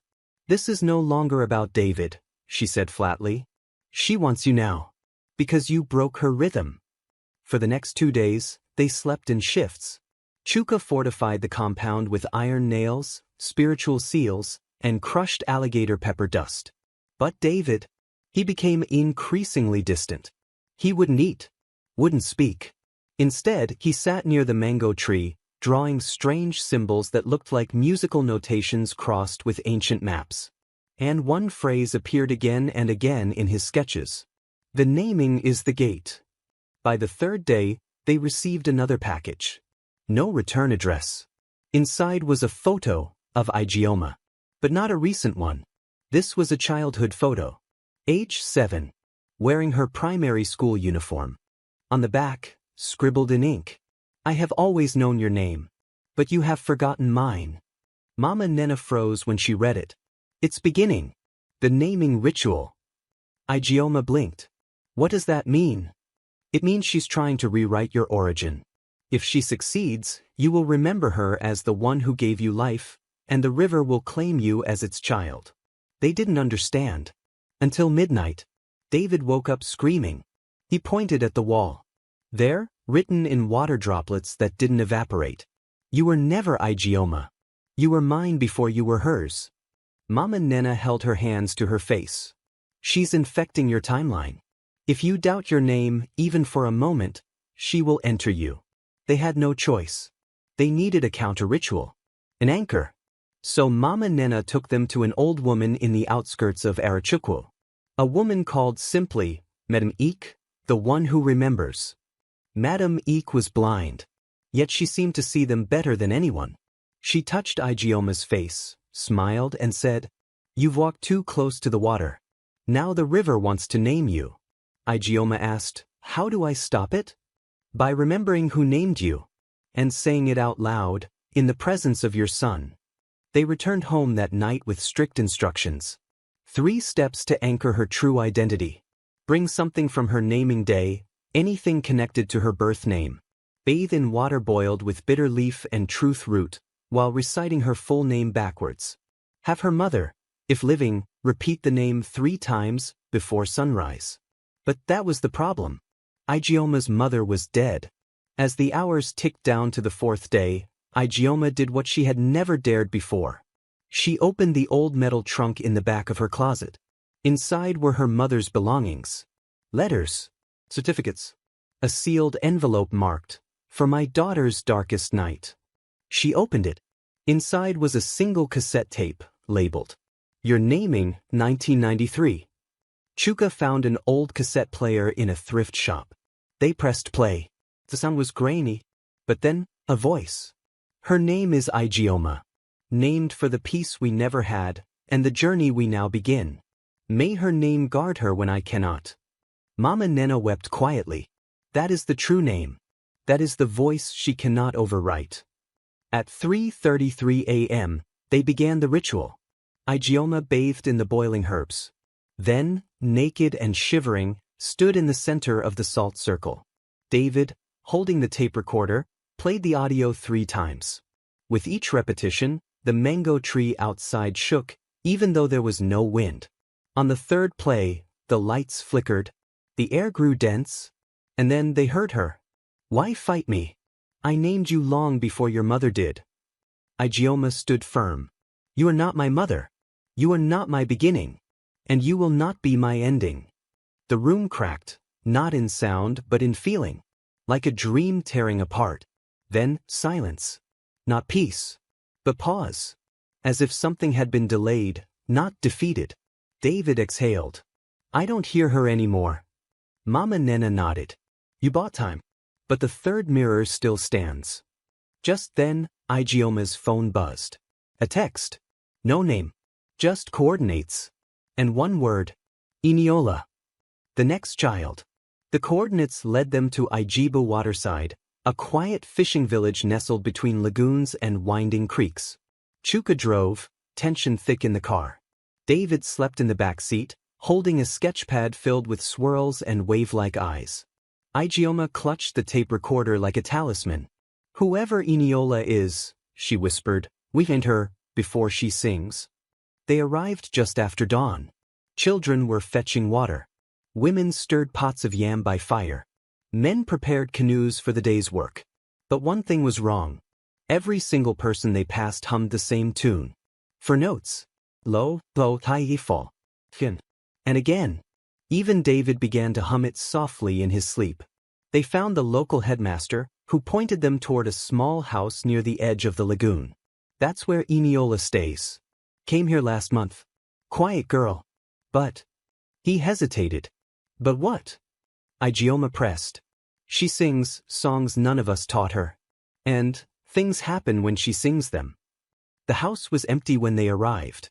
But the front porch was covered in drawings, childlike, but disturbing. A river with teeth. A woman with 7 mouths. Children floating, not swimming. In the corner, the words. Iniola was never her name. But she answers when the river calls. They found her at the riverbank. A small girl with deep brown eyes and tight braids, sitting in the water, not floating, but not sinking either. Just suspended. She sang the 4-note tune softly. And the water responded, rippling in harmony. Mama Nena whispered. She's in the pre-summon trance. The river is testing her voice. What happens if she finishes the song? Igioma asked. A third mirror opens. But this one won't just take her. It will awaken others. Suddenly, Iniola turned. She looked directly at Igioma. And smiled. Not like a child. Like something ancient wearing a child's skin. You came too early, she said, voice layered. But I'll give you one question. Ask it well. Igioma's lips trembled. She didn't ask where the third mirror was. She didn't ask how to break it. She asked, What are you? Iniola stood. The lagoon water rose with her, forming a spiral behind her back. I am the silence in your songs. I am the memory of water. I am the grief your mother's buried. I am the unwashed name in your baptism. Then she collapsed. Just a girl again. No spiral. No voices. Just Iniola, coughing softly. They rushed to her side. She's burning up, Chuka said. But Mama Nena shook her head. No. She's not sick. She's splitting. The entity inside is pushing to fully inhabit her. Iniola opened her eyes and whispered. I saw the third mirror. It's not a glass. It's a mouth. What? A mouth in a woman's chest. She sings and the mirror opens like lips. They brought Iniola back to their safe house. David wouldn't speak to her at first. But later that night he handed her one of his drawings. It was her, Iniola, but older, holding a staff made of water and light. "I saw you in my dream," he said quietly. "You were fighting something that had my face, but it wasn't me." Eniola nodded. "I've seen it too." That night, as the two children slept, Igioma stood by the window. She saw something in the distance. A woman in white. But this one had no face. Just a mirror where her face should be, reflecting Igioma's own eyes back at her. Mama Nena joined her. "It's time to stop reacting." "What do you mean?" "We've been following her, chasing her fragments. But if the third mirror is a mouth, and the mouth needs a song, we must sing first." "Sing what?" "A counter hymn. The first song, the one that was used before names, before mirrors." There was silence. Then Chuka stepped forward from the back room, holding an old book, leather-bound and half-burned. "I think I found it," he said. He opened the page. The title read, Akwumbu, the song before the spirits learned to listen. Its cover was torn, but the ink inside still pulsed with a strange heat, as if it had never fully dried. Chuka held it out with both hands. "I got it from a retired archivist in Nsukka.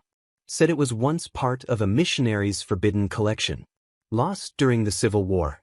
Some say it's the only surviving record of the first song." The page was written in Nsibidi glyphs with translated phrases beneath.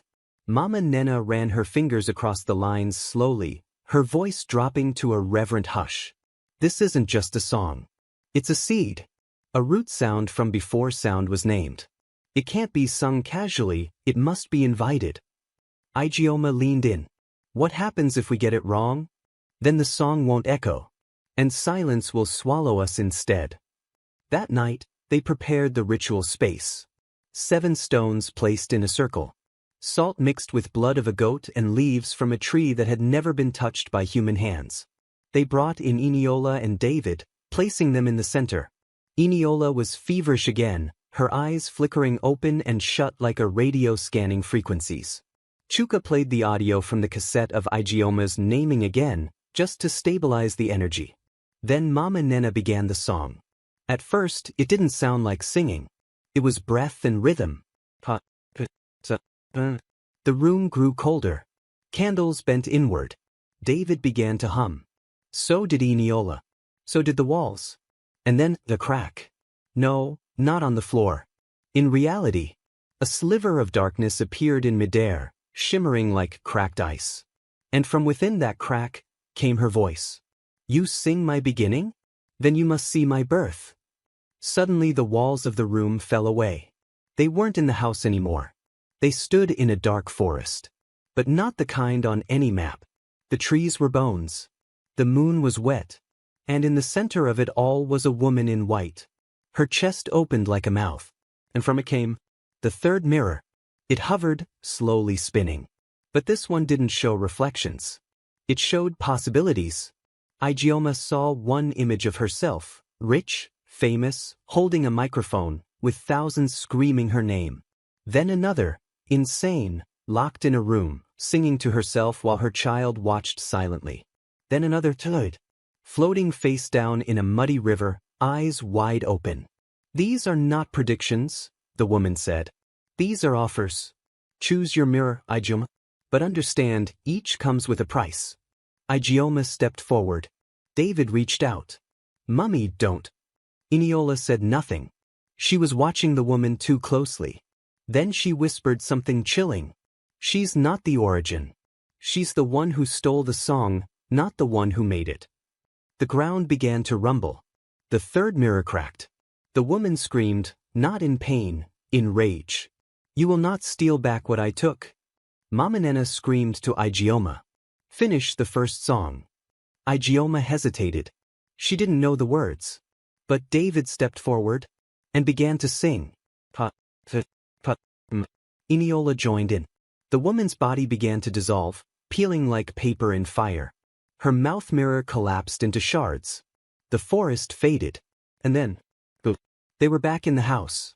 But everything smelled of smoke and ocean. David was breathing hard, but alive. Eniola was sitting upright. The mirror? Gone. No glass. Just a pool of water in the center of the salt circle. Igioma stepped forward and looked in. not at her reflection, but at a memory playing in the surface. Her mother, singing, Igioma, my peace, my prayer, my daughter. She closed her eyes and whispered, I remember now. I was always mine. Never hers. Chuka stared at the pool. What now? Mama Nena knelt and kissed the floor. Now we wait for the echo. If she was only the thief, then the one who truly wrote the first song is still out there.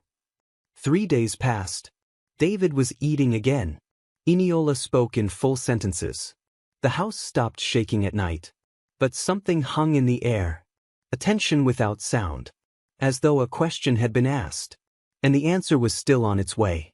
Then, on the 4th night, Igioma woke to the smell of rain. But the windows were shut, and the skies were clear. She followed the scent to David's room. He was fast asleep. But on his wall, written in wet fingerprints, were 4 words. I heard you sing. She called Mama Nena immediately. The old woman arrived before dawn, carrying a wooden bowl of cola nuts and crushed snail shells. This is not her, she said, gesturing to the writing. This is the original one, the one whose song was stolen, the one before the mirrors. Igioma's voice shook. So she's real. She never stopped being real. And now, she's listening. That day, the rain came without clouds. Just sudden water, falling from clear blue sky. Eniola sat outside, her face tilted upward and whispered, She's inviting us. Where? Eniola pointed to the mango tree. Where the roots touch blood. Where the river was first promised. The place where the first song was broken. Mama Nena paled.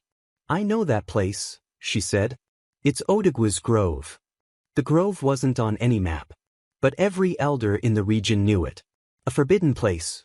Once sacred, now defiled. Legend said the first prophetess went mad there. After singing a song no human throat could hold. But if the first song was broken there, then maybe it could be repaired there too.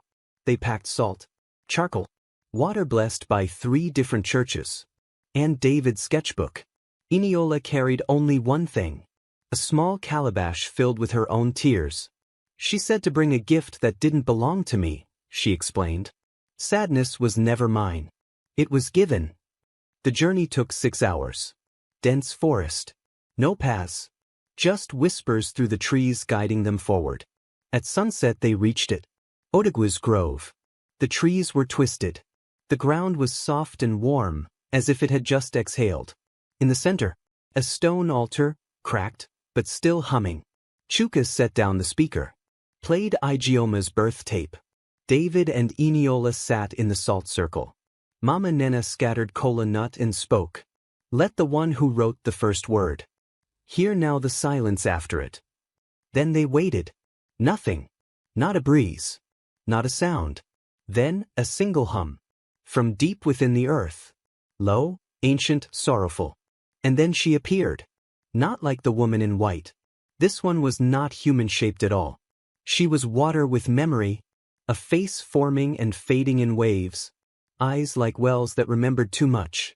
She spoke into their minds. You did not sing me. You remembered me. That is harder. That is holier.